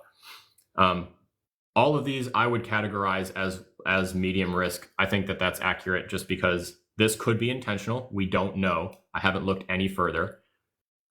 Low liquidity could just mean it's new. There's not a ton of people holding it yet, but it might not be a scam. It's just good to be aware of that there's not very many people, which just means that any buys and sells that you make are going to be more impactful to the price, which means that this is probably way more volatile. Recently deployed, again, obviously not a giant red flag for a scam. Something cool could have just launched. However, it's good to be aware. We can come down here and we can see all the things that they also checked for that have not been found. Okay. Here's some more analysis. So you can actually trade this shit right on SOLSniffer. You can connect a wallet right here, connect to Jupiter. We're in the 21st And- century now, baby. Yeah, for real, right? Oh my God. I've never done that. I cannot recommend that you do that. Token overview. Oops. You can come down here and kind of get some basic information. We got all of this from DEXScreener, so no worries. You can also get, this is actually really nice. I wish more did this, but you can see total pool liquidity across all. Oh, that's nice. Not just one. So that's pretty sweet. Anyway, let's see what else they can do. I haven't used this one a ton. Okay. So we've got some links out to some socials. We could even go to CoinGecko here and see CoinGecko's profile on the same thing. This is a great website. They've got portfolio trackers, all kinds of stuff. I use CoinGecko constantly. I track my portfolio. I watch list other stuff. You can get some really good basic information. I think they just present stuff really nicely. Bunch of price charts, similar coins. I really also like that they just added this. They aggregate news about the thing or news that's related to the thing that you might be interested in. So this just looks like a bunch of Solana news. But that's pretty cool. So big shout out to CoinGecko. This isn't sponsored by them, but it should be. But it could be. That's right. All right. Absolutely right. So anyway, there is Shinobi. So right off the bat, for me personally, I don't know. This one might be worth the gamble. I would look into their social media and like all that kind of stuff. Keep digging. But like right up front, I'm not seeing anything that makes me think like, oh, obvious scam. So could it be a scam? Absolutely. Could it go to zero? Absolutely. Is it a gamble? Absolutely. But none of these things are like instant deal breakers for me. So that's pretty cool. Websites. Let me do a top down really quick, and then we'll get into the last one that Angel asked for. Okay. So, yeah, and then we'll talk about EarnFi. Everybody's been really patient. Thank you so much. Are we pumping Beppe? Maybe. Yeah, look at that chart. Here, real quick, look at the chart again. How old is this token? It is. Oh, it's a couple days old. Okay. Yeah. So we've talked about the mountain before as like this is the standard meme coin chart, but sometimes what you'll see is the dual mountain, where you got one mountain over here that looks like this, and then you have another mountain over here that's just a little bit smaller. It's very possible that this could be one of those meme tokens that does the double mountain. That's the most likely. It's also possible that we could be about to pump Beppe. This is a great time to be researching this token. Look at that volume. Yep. Interesting. Yeah, this is again, Beppe's got some red flags. It's obviously a gamble, but it's doing things. Robbie Ray says, "Is this Big Pepe?" No, it's not Big Pepe. Big Pepe is incoming. Stay tuned for Big Pepe. Again, too, just like buying the flat top of a green candle is about the single worst time you can buy anything. So just know that going in. Yeah, I would be watching. I don't know if you're looking at 1 hour. Are you looking at 1 hour or 4 hour? This is the daily, just to see how old it was. Oh, it's the daily. Yeah, I would be looking at a smaller chart, and I would be looking for a couple green candles in a row. Oh, well, there you go. So this is the 15-minute. Yeah. You can see big volume spike right here. So I would have been looking, if I was paying attention to this token, I would have wanted to buy this morning. I don't know what it is, but I'm on Central Standard Time US. About 4 in the morning is a great time to be buying Solana meme tokens. I just have noticed. Yeah. Anecdotal, you'll grain of salt. Watch it for yourself and gather some intel and stuff. But in your research, definitely keep track of like the time trends. Because that's definitely a thing. 1 a.m. on base is a weird time. That's a fun time to be watching base memes. I've been rugged like 3 times at 1 a.m., but I've also made a 10x at 1 a.m. So it's a weird time. Okay. So someone asked, how do you buy this stuff? All of these are trading on DEXs. So for example, the pool we're looking at right here is called SushiSwap. Fred brings a great point. This is one of the red flags that we pointed out about BetBay. The liquidity is 0% locked. There is no lock on this liquidity. So this is 100% ruggable. There is absolutely nothing to prevent somebody from just cratering this thing by dumping all of theirs. And one of the cool things, shout out again to the website DEXScreener, not sponsored, but it could be. If you come over here to top traders, which is underneath the price chart here, you can see that like here's the guy who's ranked as number one, right? So this is the address. They bought $1,800 worth and they sold it for almost 60 grand. Okay, so these are the people who take all the money from everyone else who lost all of it, right? And they're currently sitting on $120,000 of unrealized profit. So just keep that in mind. So Alex, will you go over to liquidity too real quick and volume, and then maybe we can look at the chart again. Fred asked if you see liquidity going down, that's a bad sign. I would say generally yes, trending over time. You want to see that liquidity is going up. Wow. And you want to see on the candle. Real time. Yeah. Wow. We were here. Remember what did I just say? Find the flat top of a green candle is the worst thing ever. So if you were sitting here just looking at that thing and watched it go up, and then all of a sudden you're like, yes, I'm betting the house. Bam! Someone just took that liquidity right down. And so liquidity, that's one, but I would be looking at the candles too. Underneath the primary candles that show you where the price is moving, you'll see candles on the bottom of a chart that indicate how much volume went into that candle comparatively. Over time, if I was looking for a token to go up in price, I would expect to see those green candles on the bottom getting bigger and bigger. A lot of memes that have the mountain chart, you'll notice that their green candles are getting smaller and smaller and smaller as time goes on. That's a signal that liquidity is going down, just a different visualization. Yep. So we can tell a bunch of stuff from what just happened. So big flat top candle went up. One of these guys who's massively in profit just sold because we saw the liquidity drop $25,000 in like 5 seconds. And I guarantee you that if we come over here and look at transactions, yeah, someone just sold 10 grand, 4 grand, 2 grand. So yeah, a bunch of people, someone started us off with selling $4,000 and it scared a bunch of people. And then someone sold 10 grand and it just the rest. But people bought that dip. People bought that dip pretty hard. Someone went in with 5 grand. And if we come over here and look at their wallet, that was their first buy. That was their first buy. Good for him. Look at that shit. Oh, man. Hey, real quick, I want to say to your residents, because I've answered this question a couple times, I'm so sorry for this. And for everybody else who doesn't know, we're here doing this live show Monday through Friday, but we upload these episodes to YouTube at Faceless Labs. Faceless_labs. We have guests on periodically. And one of the guests we had last week was our friend Magic Internet Money, who is a technical analyst, meaning his whole expertise in crypto is around reading charts to gain information, looking at data presented this way to determine what the best trade is to take. And he's really, really good at it. Sorry about that. A lot of the information he shares is free. He does have stuff you can pay him for, but you really don't need to pay this brother to get value out of him. And one of the ways you can check him out is at the Rise Up Morning Show playlist in our profile, or just by searching Magic Internet Money, Faceless Labs. The episode we did with him is going to come up.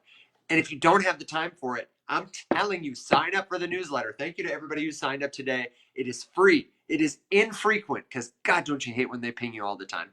And we put the bullet points from stuff in there. So if you're looking for the episode with Magic Internet Money, it's on YouTube now. It's in our newsletter. And also coming to YouTube in the newsletter will be the episode we did with Angel yesterday, Olegwe ETH. Tax and crypto together in one place just in time for your deadline. He is a CPA, super nice guy, drops some really good advice there that will be covered in the newsletter also. Alex, my friend. His username is spelled exactly as it sounds. Yeah, Olegwe, GWEI.ETH for my non-Spanish speaking friends. Olegwe. And he's just for the Jerry, the newsletter, you can sign up for free at the link in either one of Evan and I's bios. That's right. Or at the riseupmorningshow.com, which I love for people to go to because you can leave us a testimonial. Actually, let me say that really quick too. I'm sorry, Alex, to keep stalling you. I'm about to put this up on our website. It's in our newsletter. But at the riseupmorningshow.com, you can leave us a testimonial. That's the most helpful, valuable thing you can do aside from liking, aside from sharing. You don't have to pay us anything. We want to make it accessible to people who can't. And we need those testimonials to take it to the sponsors who can pay us. Why isn't DexTools sponsoring the show yet? Why isn't DEXScreener sponsoring the show? So I'm going to throw that up real quick in about 5 minutes. You can go there when you sign up for the newsletter and you'll see the testimonial. What's the ETH address on the sign up? That's just so, I think that's only in my profile, guys. I'm sorry about that. We just want to establish an on-chain relationship with people. If we have each other's wallet addresses, then it doesn't matter if somebody takes our website down. It doesn't matter if MailChimp closes its doors. If I've got your wallet address, I will have a connection to you, and I don't even need to know your name. I don't need to do what Facebook does and pull your data off your back pocket. Yep. I can send you an NFT. I can see what stuff you've done, what POAPs you've collected, et cetera, et cetera. It's on-chain is the new online. And so we believe that collecting each other's wallet addresses is going to be just as valuable, if not more, than collecting email addresses. Yep. So, Agreed. Alex, kick it back over. That's what it looks like at the riseupmorningshow.com. Go there in about 5 minutes. I'll have the testimonial slot up, but you can sign up for the email newsletter right now. So please help us out, help yourself out. If you want this information, bite-sized bits, that's the place to go. Alex, back to you. Beautiful. Thank you. Okay. Someone remind me what we were going to look at after Bet. Was it EarnFi? EarnFi. Did we do Shinobi Ninja? Yes, we did. Yes, we did. Okay, actually, I'm not going to update the testimonial page yet because I will give you 2 thoughts on EarnFi. Alex, can I give you the TLDR? Are you familiar with it? Yeah, no, hit me. The fundamental analysis for this project is really important, I think. EarnFi is a new project, at least by its audience size. It appears to be new. Somebody correct me if they've been in it and I'm wrong. On Base that allows you to earn Ethereum for holding their EarnFi token. And you remember a second ago I said this was kind of like EigenLayer because EarnFi is a token, but EigenLayer is using something called points to distribute Ethereum. Let me tell you about that first so you can see what I think about EarnFi in perspective. EigenLayer is a protocol that allows you to do liquid staking. When you stake your Ethereum with them, your Ether, you are given a token. It is a derivative that essentially proves you have Ether staked on their platform. DeFi protocols have made it possible that they will accept this as collateral for other things you want to invest in. So you can stake your Ether over here, get a liquid staked Ether token that represents your staked Ether and go invest that on another platform. This is leveraging. It's called looping in DeFi. Now, if you stake and get a token that represents an asset and then put that asset somewhere and get another token and put that asset somewhere, if the person over here says, I want my money back because you've been borrowing against your collateral, then you got to go all the way down the chain and withdraw this, withdraw this, withdraw this, withdraw this. You have been leveraging your asset to put it up in many different places to say I am good for it. But there is a risk of liquidation when that happens. And what you are investing in is not necessarily the asset at the very base. You're investing in something that represents it. On EigenLayer, there is a protocol right now called Kelp DAO. What they have done is they have distributed a Kelp token that represents EigenLayer points because people can no longer stake to get EigenLayer points. They've closed that off. But airdrops are such a big deal.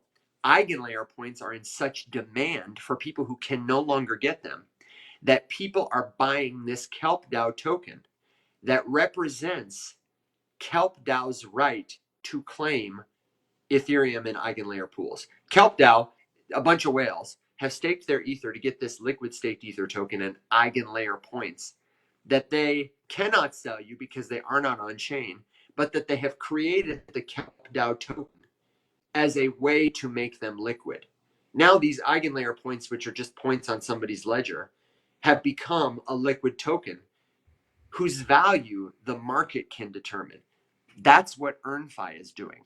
except they're removing the middleman of eigenlayer points. There is a pot of Ethereum somewhere, pot of Ether somewhere, that earn finance tokens represent. So the right to claim this Ethereum is what you are buying when you buy an EarnFi token, is my initial overview. Now I've got altcoin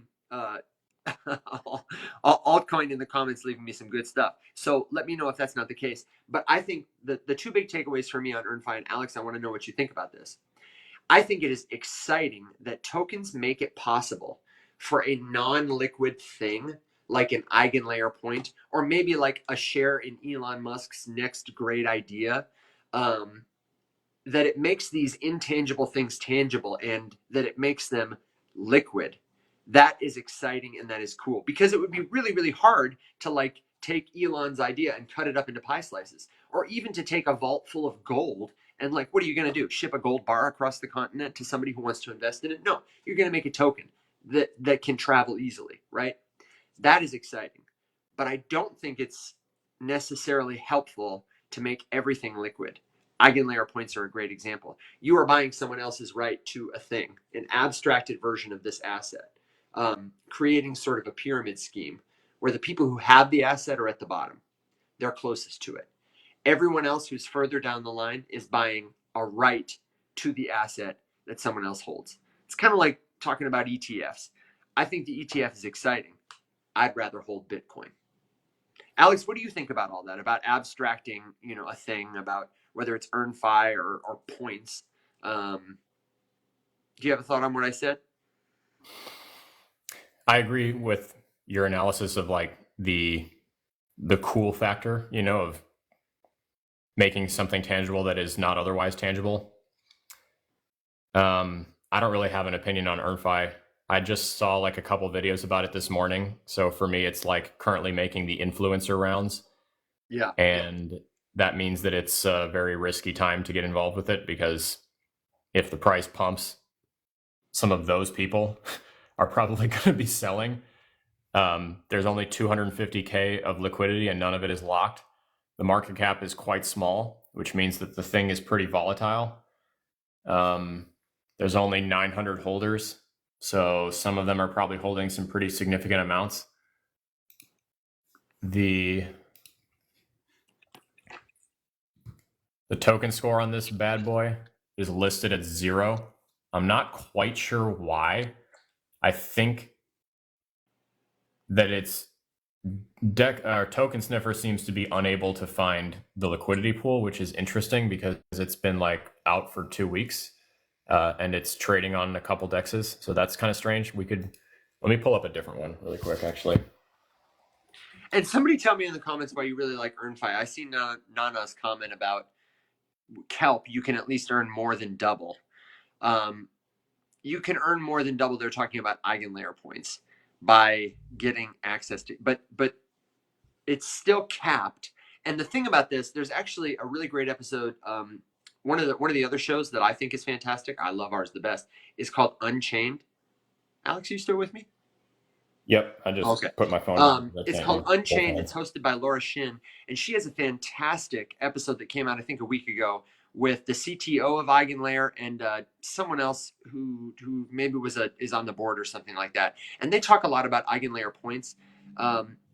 It's different, whereas Earn Finance allows you to earn Ether, which is a market asset that has established value. The interesting thing about speculating on Eigenlayer points is we really don't know what their value is going to be. There's a possibility that Kelp tokens, you're going to pay money for Kelp tokens that represent Eigenlayer points, and then the points you get a share of are going to be worth less as determined by the market. Whatever the airdrop leads to is worth less, and you don't get out in time. I mean, it's highly speculative, and you are, again, one layer removed. So I'm not saying don't do it. It might pay off. It might be different. But the abstraction is, in my mind, a risk, whether you're earning double or triple or anything. Yeah. And the earning limit is capped. You can only earn points to represent what is in Kelp DAO's pool. I, for some reason, cannot find on a couple different auditors now anything about EarnFi, which is really strange.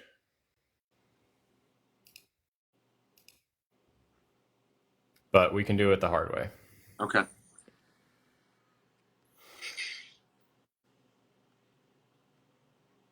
Problem solver asks, why am I having trouble selling it? Depends on how much you're trying to sell. Eigenlayer will be the reason, no doubt. Sorry, go ahead, brother. The reasons that you might be struggling to sell, there's a few of them. One, there's not enough liquidity to support the trade you're trying to make. Two, there's not enough buyers to purchase the tokens that you're trying to sell, because if you're trading on a DEX, that's in between you and one other person or multiple other buyers, but there's no middleman collecting it. Like if I'm trading on Coinbase buys it for me and then sells it to somebody else. But if they don't have a buyer right away, Coinbase will still buy the thing from me. So I can always sell it to Coinbase for a fee because that's how they make money. But on a DEX, that middleman doesn't exist. So you may just not have enough buyers to support the trade you're trying to make. You also may be trying to trade in and out of something that is hyper volatile. And so your slippage, which is a thing that you can set. Let me see if I have it pulled up. Yeah. So if I look at Jupiter, for example, I can see that my slippage is currently set to 1%. And you can change that 0.3, 0.5, 1, or custom, which means this is the amount of price fluctuation that you're okay with accepting before you need to reattempt your transaction. So if I am trying to buy or sell something on a DEX and my slippage is set to 1%, if in the time it takes for me to click buy and then sign the transaction in my wallet, the price or my trade value has fluctuated by more than 1%, the trade will reject and not complete. Yeah. Good. The other thing could be network congestion. If you have your gas in your wallet, which we could do something on, that's a whole other topic. You can set your gas settings to be like optimal or low. So if you have like gas set to low, you might just be bumped to the back of the line and it may reject the transaction because there's too many people trading who are willing to pay more gas.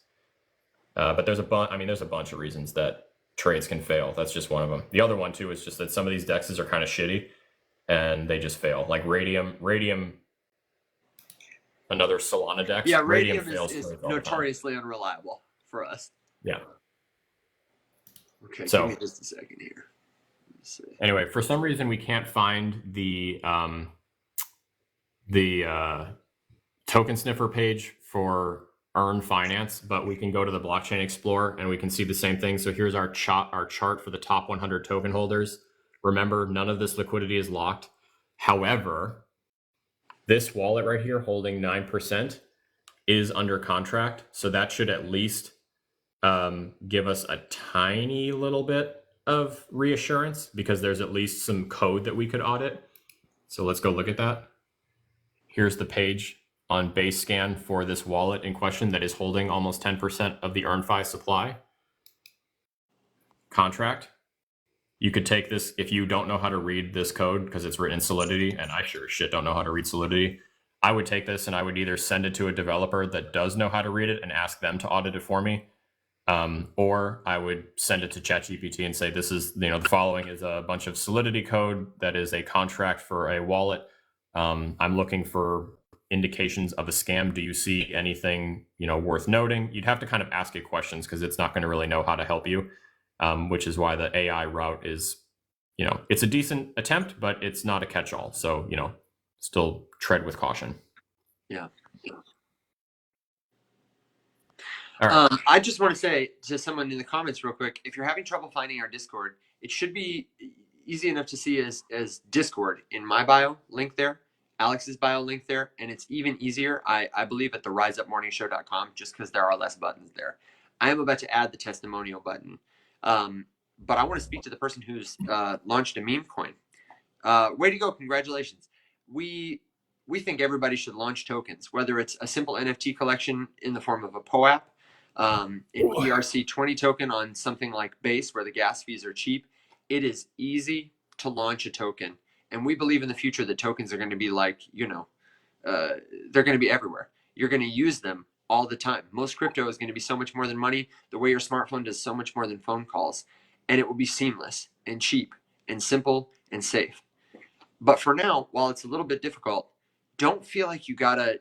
There are lots of great places to put your money, but don't pay somebody to tell you how to launch a meme coin unless they are somebody who like is the most total expert. And even then, do it for free first. I recommend you go back to the Rise Up Morning Show on YouTube. Check out last week's episodes on our playlist. Right before we got down with Magic Internet Money, we did a whole week about the meme coin casino, including the platforms and tools you can use to launch your very own meme coin. It is so easy. It is so cheap. And it's kind of fun. So check that out.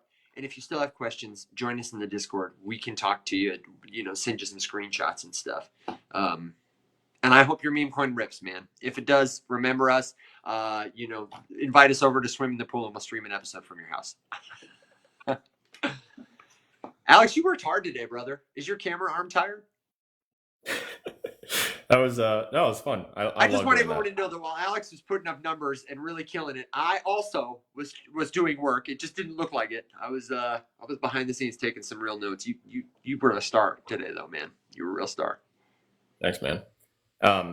Mr. President, you can find me in Discord completely for free, and we can. I love saying that, dude. I do too. Shout out for such a great username. I love sitting here addressing Mr. President. You can find me in the Discord, which is linked in my bio. It's called Free Web3 Discord. That's the same one that Evan's a part of. We have a big community over there. You can connect with me there. I mean, there's interesting to you guys. Like, we're one of the things. This is a good time to say we're really looking to find ways to subsidize the show that don't rely too much on you guys. We want you to buy a coffee mug because we want you to be in the coffee mug club, and because this supports Kyle too. And we want to launch thoughtful things like maybe a premium version of the newsletter or something that allows us to give more away for free, but which is also super, super valuable for people who might like to pay. I think there are probably a lot of people, like us who support creators they like, but we want it to be valuable for you. So if there is something like, I don't know, if you would find it valuable to have like a private call once a month or something with, I don't know, a cap of like 10 people maybe, where everybody gets to like voice to voice with us on a Zoom and ask us questions. Like I would be willing to do that. I think Alex, you would too. Yeah. But yeah, we don't want to gate. We want to scale stuff. We're really interested in, sponsors who are corporate. You could pay us to walk you through the one-on-one, but maybe we can have a Patreon that has, the free tier where you get that video lesson, and then a private tier where you can ask us what. I don't know what that looks like though. We're trying to figure it out, and we would love your input and your feedback about what you would find. We're always open to that. Here's the thing. This is just my personal opinion on that stuff. As much as I hate to say it and hate to turn down someone who's like offering me money, here's the one big reservation that I have with doing like private calls. If you really want to talk to me, I do have a Calendly link in my bio, and you can like make an appointment. I have a few openings, I think, that are set there. The reason I don't charge for it is just because, one, I don't know what you want help with.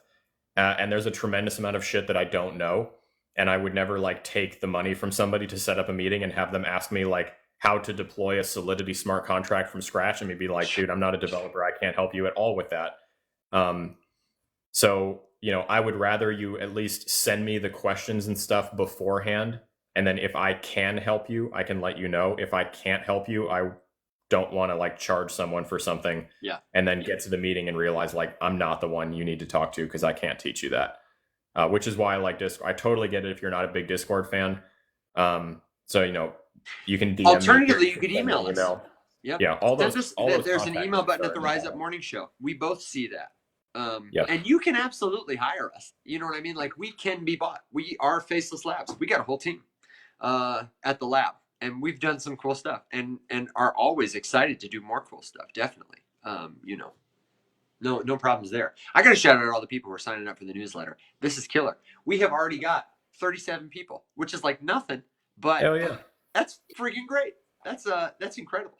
So thank you guys for signing up. I am adding the testimonial to the riseupmorningshow.com now.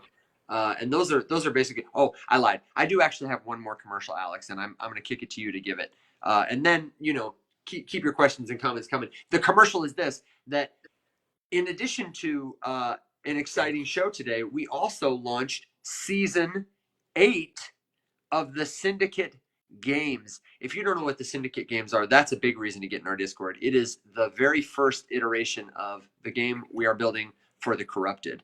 It is a text-based, super old school, fun Discord game. I was shopping last night on XOXNO, and I picked up a couple of spies. I picked up, I think, a couple of other strong traits, and I actually think I'm going to unwrap some of my Corrupteds. It's a PvP game where you build a team of Corrupted to battle for the favor of Xerxes and a spot in the Syndicate, which will earn you royalties in perpetuity from that NFT collection. So it's a lot of fun. It's cheap and easy to play, and if you don't have a token to play, I would gladly send you one. We have people who'd send you one. You can just come in and hang out. Great way to start learn about how you can use NFTs to add to your experience in things like games. Bill, as Big Giddy in the comments, is a corrupted whale, Xerxes' favorite, and is going to get his butt kicked this time. I'm ready for you, Bill. I'm ready, man. Let's go, baby. Best of luck to you, Evan. Yeah, thank you. I'm going to get my butt handed to me, man. There's absolutely it. Absolutely. All right. So yes, we started season 8 this morning. I'm very excited. The fights are already rolling in. I am making the attempt to get this particular season sponsored by a really cool new project that is launching called Arcade. I think their Twitter handle is Arcade to Earn. We are actually working on right now getting their team, at least someone from the team, probably the CEO, to come on the show and tell you about the project. The basic like one-liner is that it's a way to give grindy video game rewards to casual players. They haven't launched a token yet. It's coming up. I think next month is the public sale. You guys know how token launches go. The thing's going to launch. It's going to run up like crazy, and it's going to crater into the ground, and then it'll probably even out. So be hyper vigilant with that. This isn't sponsored by them, but it could be. And I met with them. They're pretty interesting. They're big gamers. So I'm hoping that I can convince them to sponsor this season of the Syndicate games and kick in a couple of their tokens that we can pass out to some of the winners. It's an Avalanche GameFi project. It's pretty neat. So I will bring you more information about that, and we'll be working on getting them on the show so you guys could grill them yourselves. Yeah. What are we thinking about for the rest of the week, Alex? I feel like we got a lot done today with Tokensniffer. Maybe we can, if you've got more projects, we obviously didn't get to them all today. Maybe we can flex a little more tomorrow. I would like to check out this tool that Altcoin in the comments suggested, Crypto Rank, as an alternative to CoinGecko. Said they love it. Okay. And I have it pulled up, but I haven't looked at it yet. And Altcoin World, I want to thank you because you've had some really great insights today. A lot of people have been, really super helpful. We got the best comment section, don't we? I love our comment section when I go into other people's lives and I just see, not that there's anything wrong with, should I buy, should I buy, should I buy, should I buy? I feel like even the people asking, should I buy, you guys ask really substantive questions. You give really good feedback, thoughts. I feel like just as much as Alex is, dropping knowledge over here and I try to contribute, everybody in the comments is like educating me all the time. So thanks for that. It's a two-way street. It's a big learning effort. Someone asked me the other day how I learned all this, and I said 3 things. 1, I read a lot. 2, I've lost a lot of money and learned painful lessons. And 3, I just spend a lot of time doing this, and there is always someone out there who knows more than us. And if you approach the thing with an attitude that you are willing to and excited to learn, those people usually help you out. And the other thing is, the second you join a community, you are accelerating your learning journey like exponentially. You could spend 24 hours a day trying to learn this stuff, but you get a friend like Alex, you get a friend like me, you get a friend like Bill, you get a friend like Edwin in the comments, and Tori, and you start snowballing. Angel and everybody together in a room, and somebody really likes DeFi, and somebody really likes NFTs, and we're all kind of sharing what we know, asking our questions, learning and growing together. So that's what the Discord community is. That's what the newsletter is. That's what the chat is. We're building that. And when we say rise up together, that's what we're talking about. And that's us. We are the Faceless Many. If you don't have a community, if you're sick of hunting through Telegram groups, just come hang out with us. For God's sake, stop listening to your nephew, Carl. You know, Carl. Unless Carl's a Solidity developer, then send Carl my way because I need to talk to Carl. Sorry, Carl. Rest of the week. I mean, this was great. I think that honestly, it should be like a segment on the show where we do like a quick audit on the meme of the day or something, especially right now with how prevalent these things are. Because I don't know, man. I've been saying a lot when you try to do like a quick market analysis of the crypto space right now. Like I know right now is a red day. It's been red since yesterday. We have needed this. It's been a long time coming. It's been up only and bright green for way too long. In bull markets, there are big pullbacks. Like, it's not necessarily something to worry about. And every time it happens, there's so many people yelling about, oh, the world is over. It's over. Crypto's done, blah, blah, blah. Who knows? Maybe it is. Probably not. But if you look at like the broader market analysis right now, we're just in such uncharted territory. Absolutely nobody knows what's going to happen. So there's really no sense in like making price predictions. All you can do is learn everything that you can, gather facts, and learn how to make analysis and make good, educated guesses. At the end of the day, that's what we're doing. Someone DM'd me yesterday trying real hard to get me to tell them what crypto to buy. And we went back and forth for a while and eventually landed on, I'm not going to do that. But some networks are pretty cool. Just be careful, understand what you're getting into, all that kind of stuff. But yeah, it's a weird time in crypto. We've got banks like BlackRock and all these big institutions with their fresh ETFs buying Bitcoin. It's interesting, Evan, we didn't talk about this because we didn't really do news. We were auditing all day.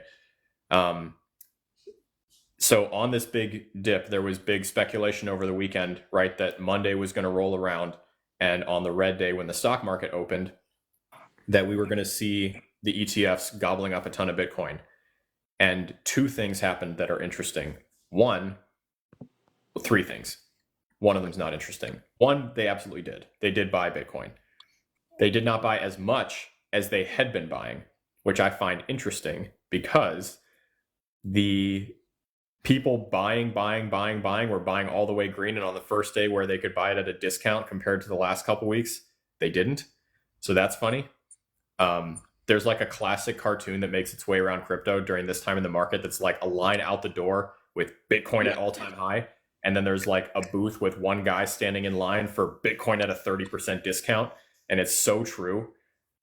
People will like fall over themselves to buy it at the all-time high, and then the second it crashes, and at the same time they'll be like, oh, I wish I could have caught the dip, and then it crashes, and then they're like, oh, never mind, that's scary and gross, it's all over.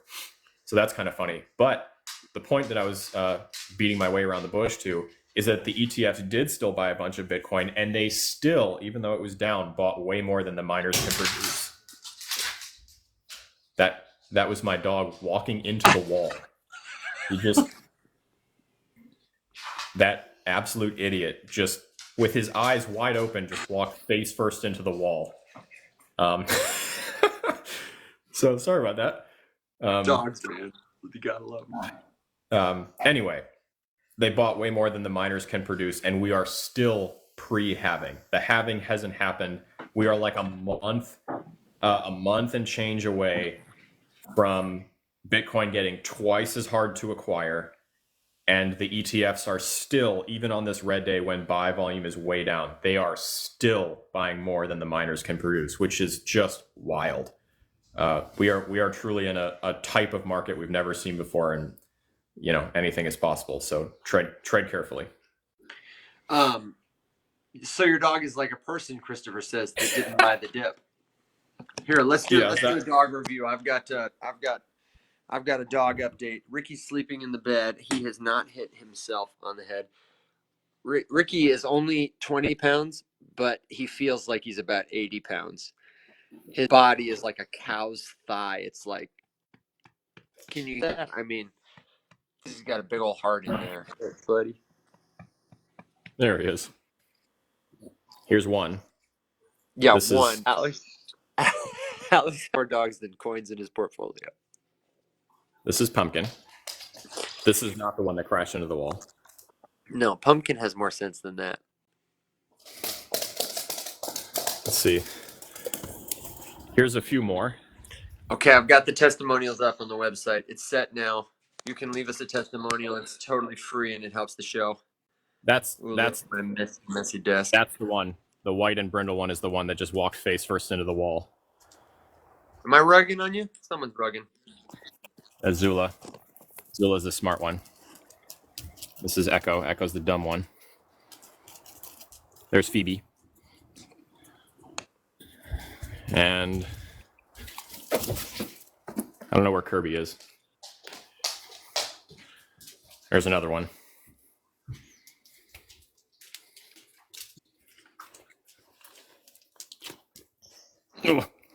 Oh, and they're turning my camera around. Dogs are rugging me. Mom, you missed it. Echo absolutely is dumb. He just walked face first into the wall. So that's what prompted that. All right. Well, Evan. Am I back? Did I rug forever? You are back. I don't think you rugged for that long. Okay, good. Anyway. Okay, good. Then let me just say, my final thought is, thank you to everybody who joined. Thank you to everybody who signed up for the newsletter today. You can find that. You can leave a testimonial. You can get the links to our Discord community and all our other socials. Buy a coffee mug, etc., etc. Anything related to the show at riseupmorningshow.com. theriseupmorningshow.com. If you missed that or if you forget it, we're going to be back here tomorrow at 7 a.m. Central Standard Time, 12 p.m. UTC. And sometime this week, we're going to be around for Rise Up, maybe after dark or maybe, midnight. I don't know. We're going to be around. It'll be a surprise. You won't miss anything except hanging out with us a little bit, but stay tuned for that too. What you got, Alex? What's your final thought, man? I'm well met. That was fun. I'm stoked to get back to it tomorrow. And like Evan said, we've said a couple times, stay tuned for the extra times. So I definitely want to do a later one. We just have to nail down a time. I think maybe we're shooting for the end of the week. We'll do like a 6 p.m. Eastern, 5 p.m. Central kind of thing. If you have another suggestion, throw it out. See what we can do. But yeah, we could definitely make it a drinking game. That would be fun. Oh yeah. All right. Well then, my friends, thank you so much. It's been a great day. Have a great day. We'll catch you tomorrow at 7 a.m. Central Standard Time. And until then, everybody, rise up.